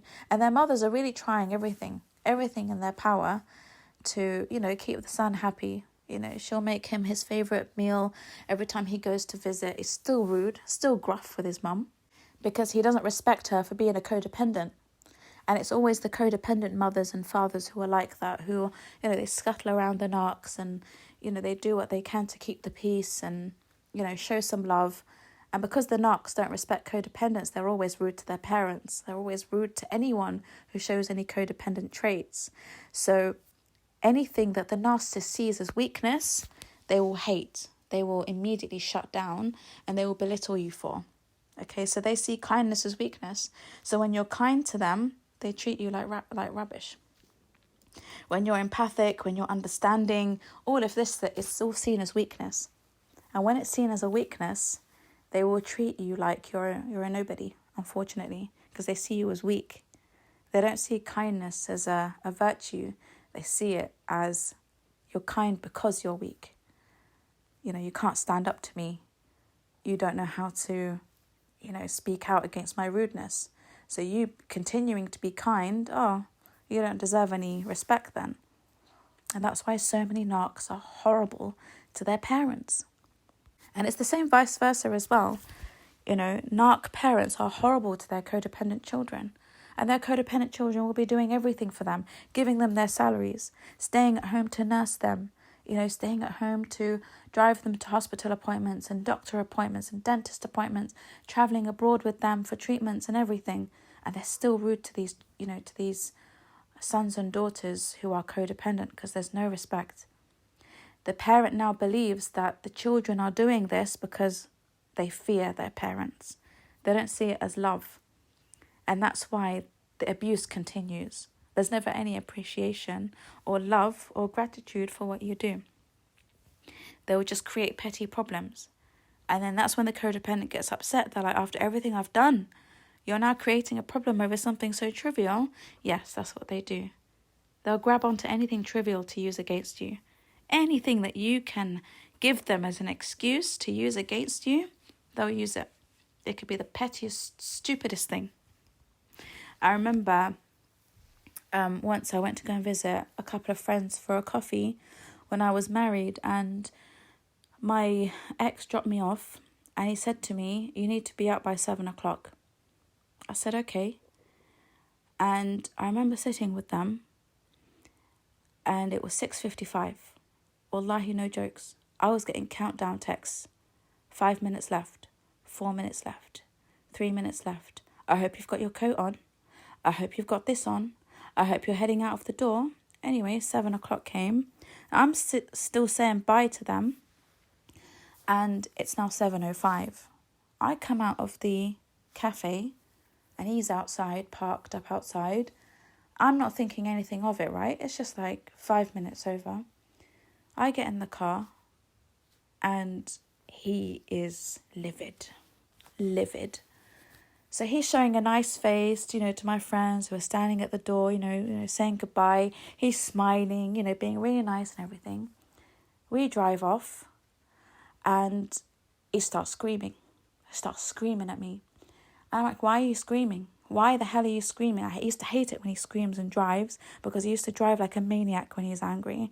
And he would do it to intimidate me and scare me. So whenever he was angry, he would drive like a complete lunatic and wouldn't care about speed cameras, red lights, nothing. He would go through everything just to intimidate me. Anyway, so he's screaming and I'm like, what the hell is your problem? He's like, look at the time, look at the dashboard, look at the time. It was like 7:07 by then. And he just lost it. Again, he just loses it over the pettiest things. And I'm like, it's 7:07. And he's like, I told you to be out by 7. And I'm like, it's just a few minutes. I don't even know why you're screaming over something like this. And then he went into a rage about obedience. When I say 7, I mean 7. When I say 7, I mean I want obedience. I want you out by 7. You don't obey me. You are the daughter of Iblis. You are this, you are that.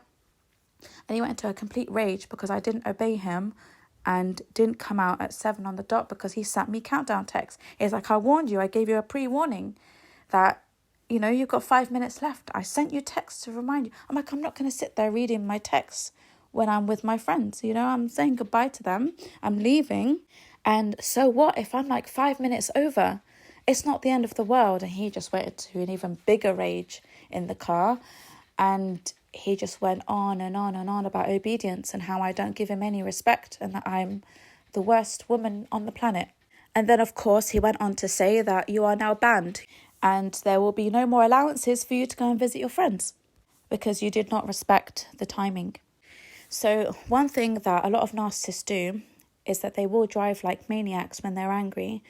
And sometimes you will wait until you get home to, have an argument or speak to them about something, but they know that it scares you when they get angry in the car. So they'll create a problem in the car so that they can terrorize you with it. My ex used to do emergency stops in the middle of a highway. Like, I just want you to imagine that for a second. You're in the middle of a highway while you're going at, 60 miles an hour or more, or a motorway, and he does an emergency stop right in the middle. He'll be in the middle lane and do an emergency stop, and you'd hear all the cars around him beep to the max, and people swearing at him, swerving out of the way, and it's just to teach me a lesson. It's just to teach me a lesson or make a point that, if you don't be careful with what you say and you don't accept that I'm right, this is what's going to happen. I used to really hate it when he used to do that. And I used to wish so many times that I could just open the car door, throw myself out and just run away somewhere. But we would always be in the middle of a highway or a motorway. And I got used to it. I got used to him acting like a 6-year-old, 7-year-old.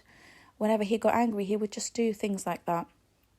And there's another story I'll tell you. I'm just injecting some personal experiences here for you to understand, I've lived it. I've lived this kind of abuse and this pettiness, and that it's not a joke. This is what people go through. And, alhamdulillah, I never got to experience physical abuse or anything like that.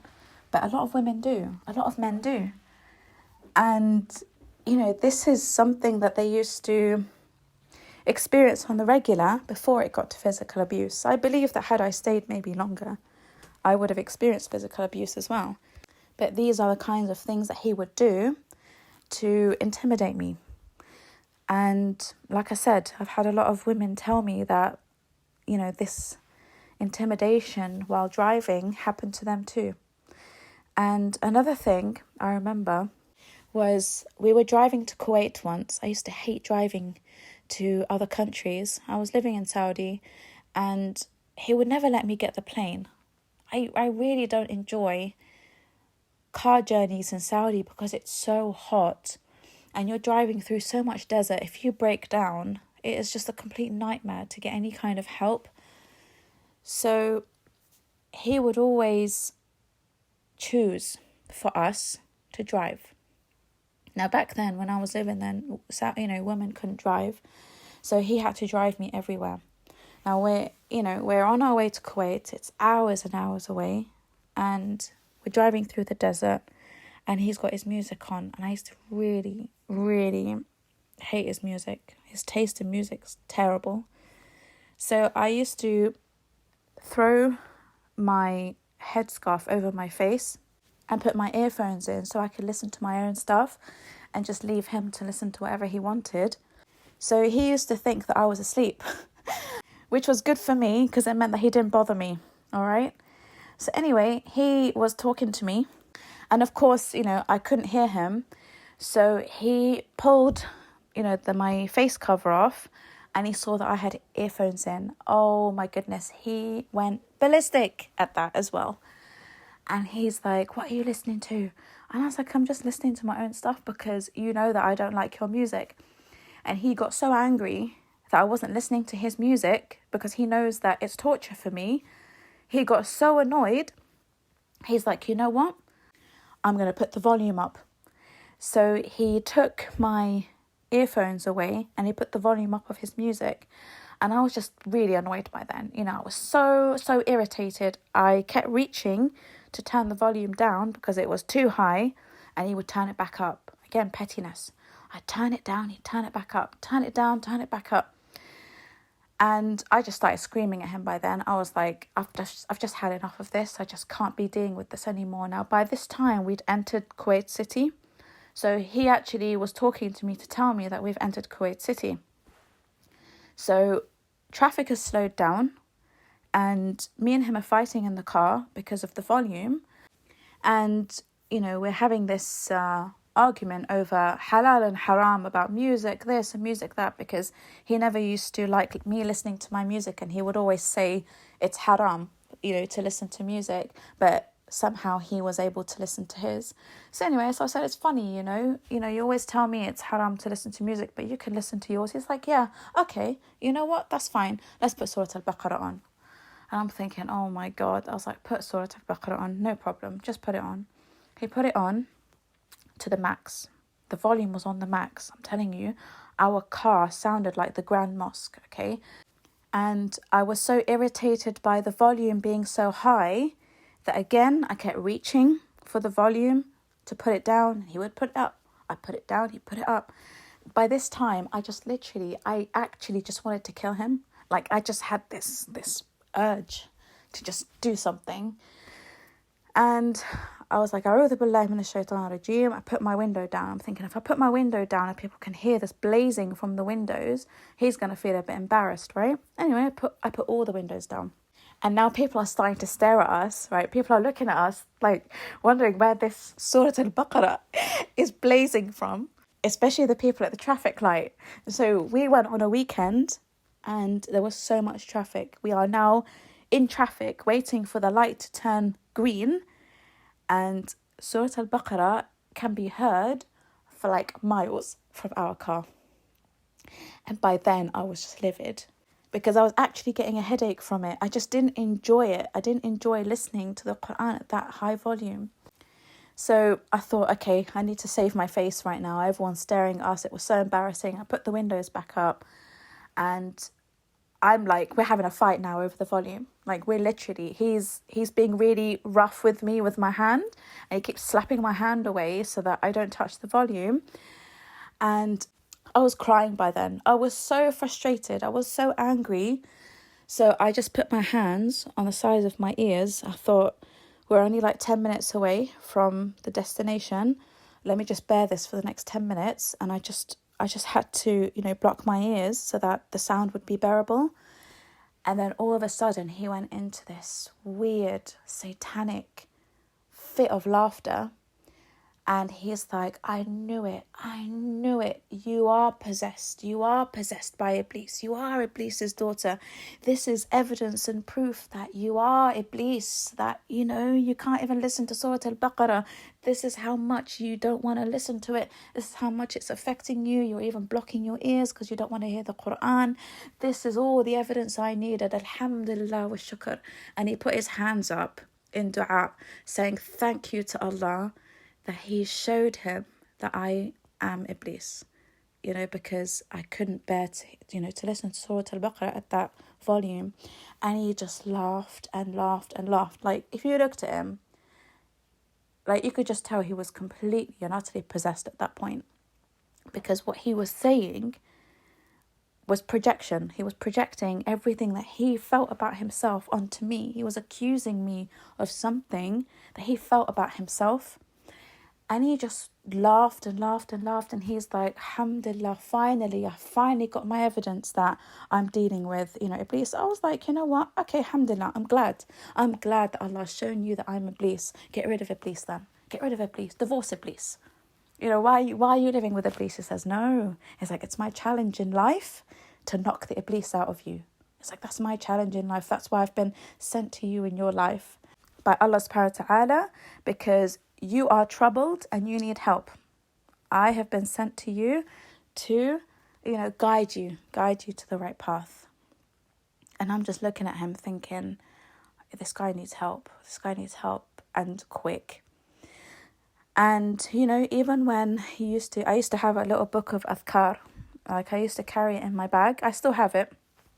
It's the book that saved me. Every time I needed to just, calm down, I would take out my book of adhkar and I would read them. And he would snatch it from me and he'd be like, oh, are you reading those to protect yourself from me? Is that to protect yourself from me?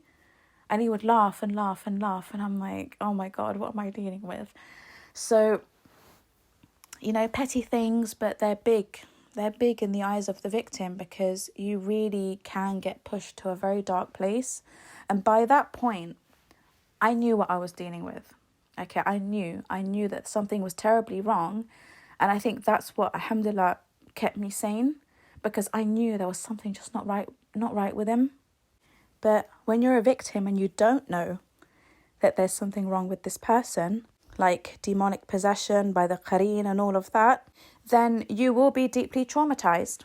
You will be so deeply traumatized at having to deal with someone so unhinged like that, man or woman, that it can scar you for life, spiritually, emotionally, even physically, because it's really, like, your muscles really tense up when you're dealing with someone like this.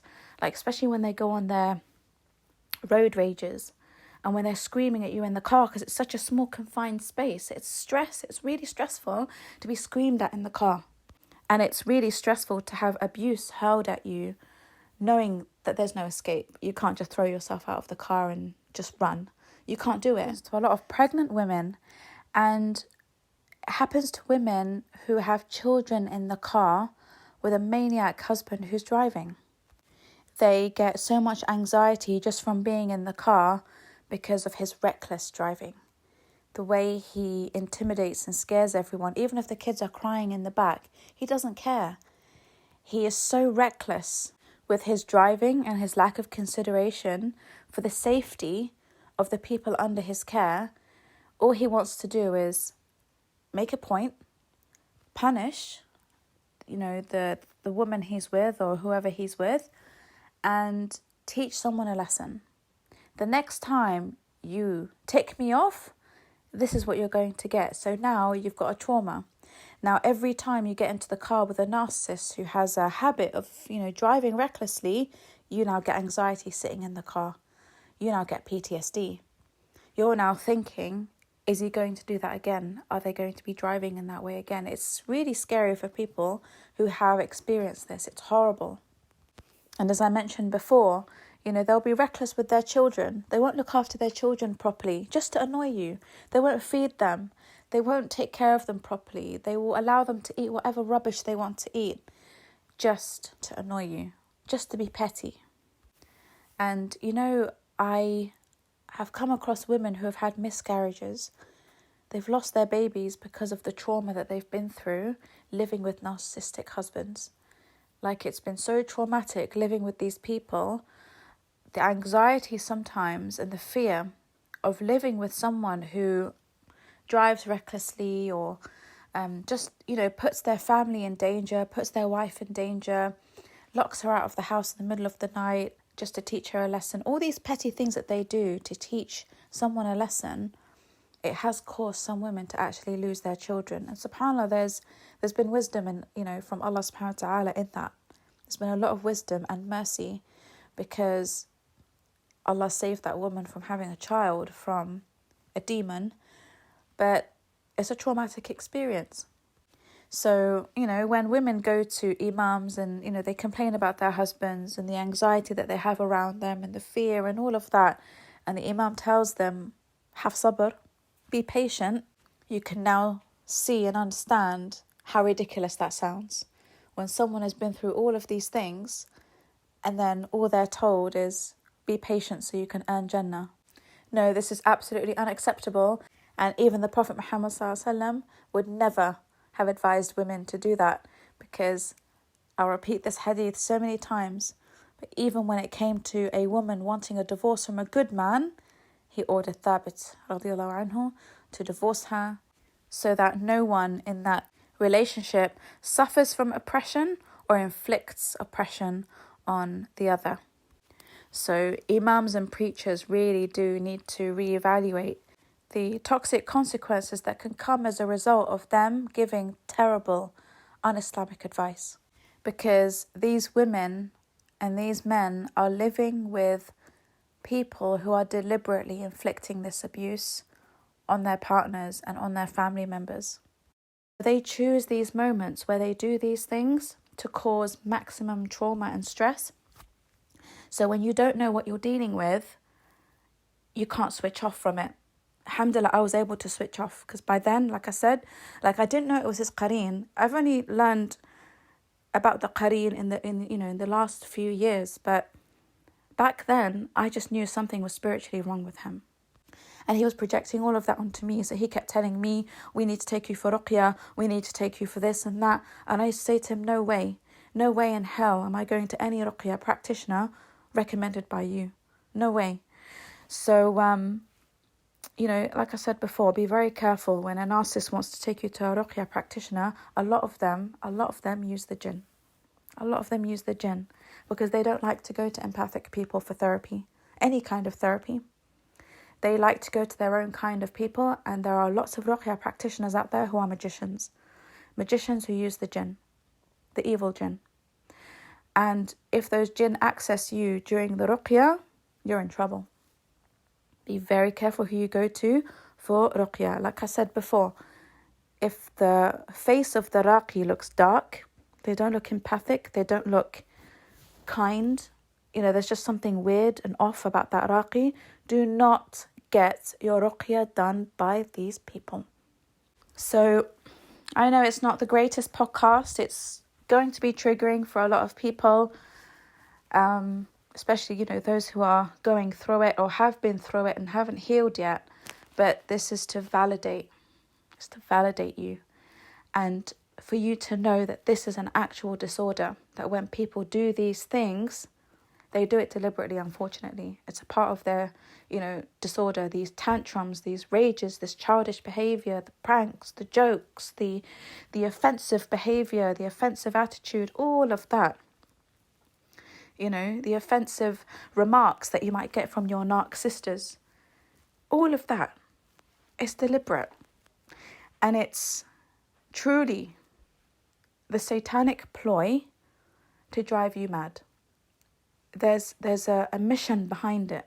And the mission is to drive you so crazy until you completely lose your mind. I'm telling you, if I'd stayed in that marriage without knowing what I was dealing with, I would have lost my mind a long time ago. I would have ended up in hospital or a grave. I'm telling you. Because they push you to such a dark place when you're dealing with this day in, day out. And they drip it to you every day. Every day it's drip, drip, drip, drip, drip. They don't do major, massive things every day. But they'll drip the pettiness into your life every single day until you reach a point where you don't even want to live anymore. You don't even want to live anymore because you feel stuck. You feel stuck with someone like this, especially if you have children with them.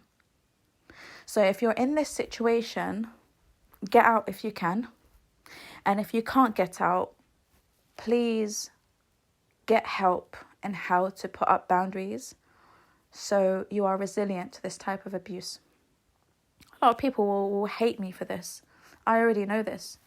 They will hate me for teaching people how to put up boundaries because they've done so well for so many years in manipulating people and brainwashing people and abusing people that when they go to someone who teaches them how to put up boundaries, they hate that person so much. They really hate that person who teaches their victim how to put up boundaries and how to stop the abuse or at least lessen the abuse. They don't like it because they've got a mission. They've got a satanic mission that they have to pursue. They need to go back to Iblis with a report at the end of the day. Even if it's not them, it's their qareen that takes the report back to Iblis. I did this, I did this, I did this. That's why they get mad when people teach victims how to stand up for themselves and how to leave, how to get out of this hellhole. They hate it because it ruins their satanic mission. And when their satanic mission is ruined, their qareen torments them day and night. How did you fail that mission to destroy that person? Well, someone intervened. They got information from someone about, abuse. They're now aware that this is abuse. They are now aware that they don't have to tolerate this. They are now aware that this is not Islam. They are now aware that all of this is manipulation and that it's an incorrect understanding of the deen that I've managed to brainwash them with, that they've now broken out of. They've now woken up. That's what intervened in my satanic mission. And that's why narcissists hate empaths who help other people. They hate them more than anyone else on this planet. Because when empaths intervene to help people, to help the victims, it really rattles their demons. Another podcast about this, inshallah. But what happens when the narcissist demons are rattled, right? What they can do and what happens when they go through that. It's real. They hate anyone who gets in their way. They will slander and take them on a horrific smear campaign out of punishment for them. But Allah always protects the empaths. Allah subhanahu wa ta'ala always protects those who work for the greater good. And those who want to stop the greater good from happening and they want to pursue their satanic missions, their ending is never going to be good. Never. So another podcast, inshallah, will be coming about that, because, they do rage about it. They do get really angry. But I'm telling you, had I never gone through any of it, I wouldn't have understood. I wouldn't have understood how people can be so horrific. And I had to go through it so I can record all these for you today. I had to go through everything that I went through so I could fully understand what it is that people are dealing with. And I've come across so many different people, men and women who have been through narc abuse. So, my work is always going to be for men and women. It's not just for women. But unfortunately, again, I said this in the beginning of the podcast, because of the nature, the toxic cultural patriarchy of many Muslim societies, we find that women suffer more. They suffer more in relationships with their male relatives than the men do. So, if you've got anything else you'd like to add, if I've missed anything, if you've got any experiences that you'd like to share, you can drop them in the comments below. And they do help people. Sometimes when people read the comments, it can be comforting for others to know that there is a community of people who have gone through the same thing. If anyone needs one-to-one counselling and coaching, you can email me, author@themuslimnarcissist.com, for further help with your case. I counsel and coach both men and women. All the information is on the website. And thank you for listening up until now, if you're still with me. I hope, inshallah, you found it beneficial and validating. And I hope you understand that, this is all a part of the disorder that you need to disconnect from. If you're a victim, you need to disconnect from it, because this has nothing to do with you and everything to do with them. And I hope it gives you the comfort to know that you're not the only one experiencing this, that there are thousands and thousands of women and men who experience this on a day-to-day basis. You're not on your own. And any questions, please drop them below, and I'm happy to help. And as always, do like, share and subscribe to the channel. Please do share this podcast with people who may benefit from it. Please do check out the book, The Muslim Narcissist, for the foundational information of all of these podcasts. It will help you a lot. You can take it as a guide, and it will really impact your life positively, inshallah. There are some amazing reviews, alhamdulillah, on Amazon. So if you've read the book and you've benefited from it, I'd love your review on Amazon so much. I'd really appreciate it. So I'll leave it at that. And until the next podcast, inshallah, assalamu alaikum wa rahmatullahi wa barakatuh.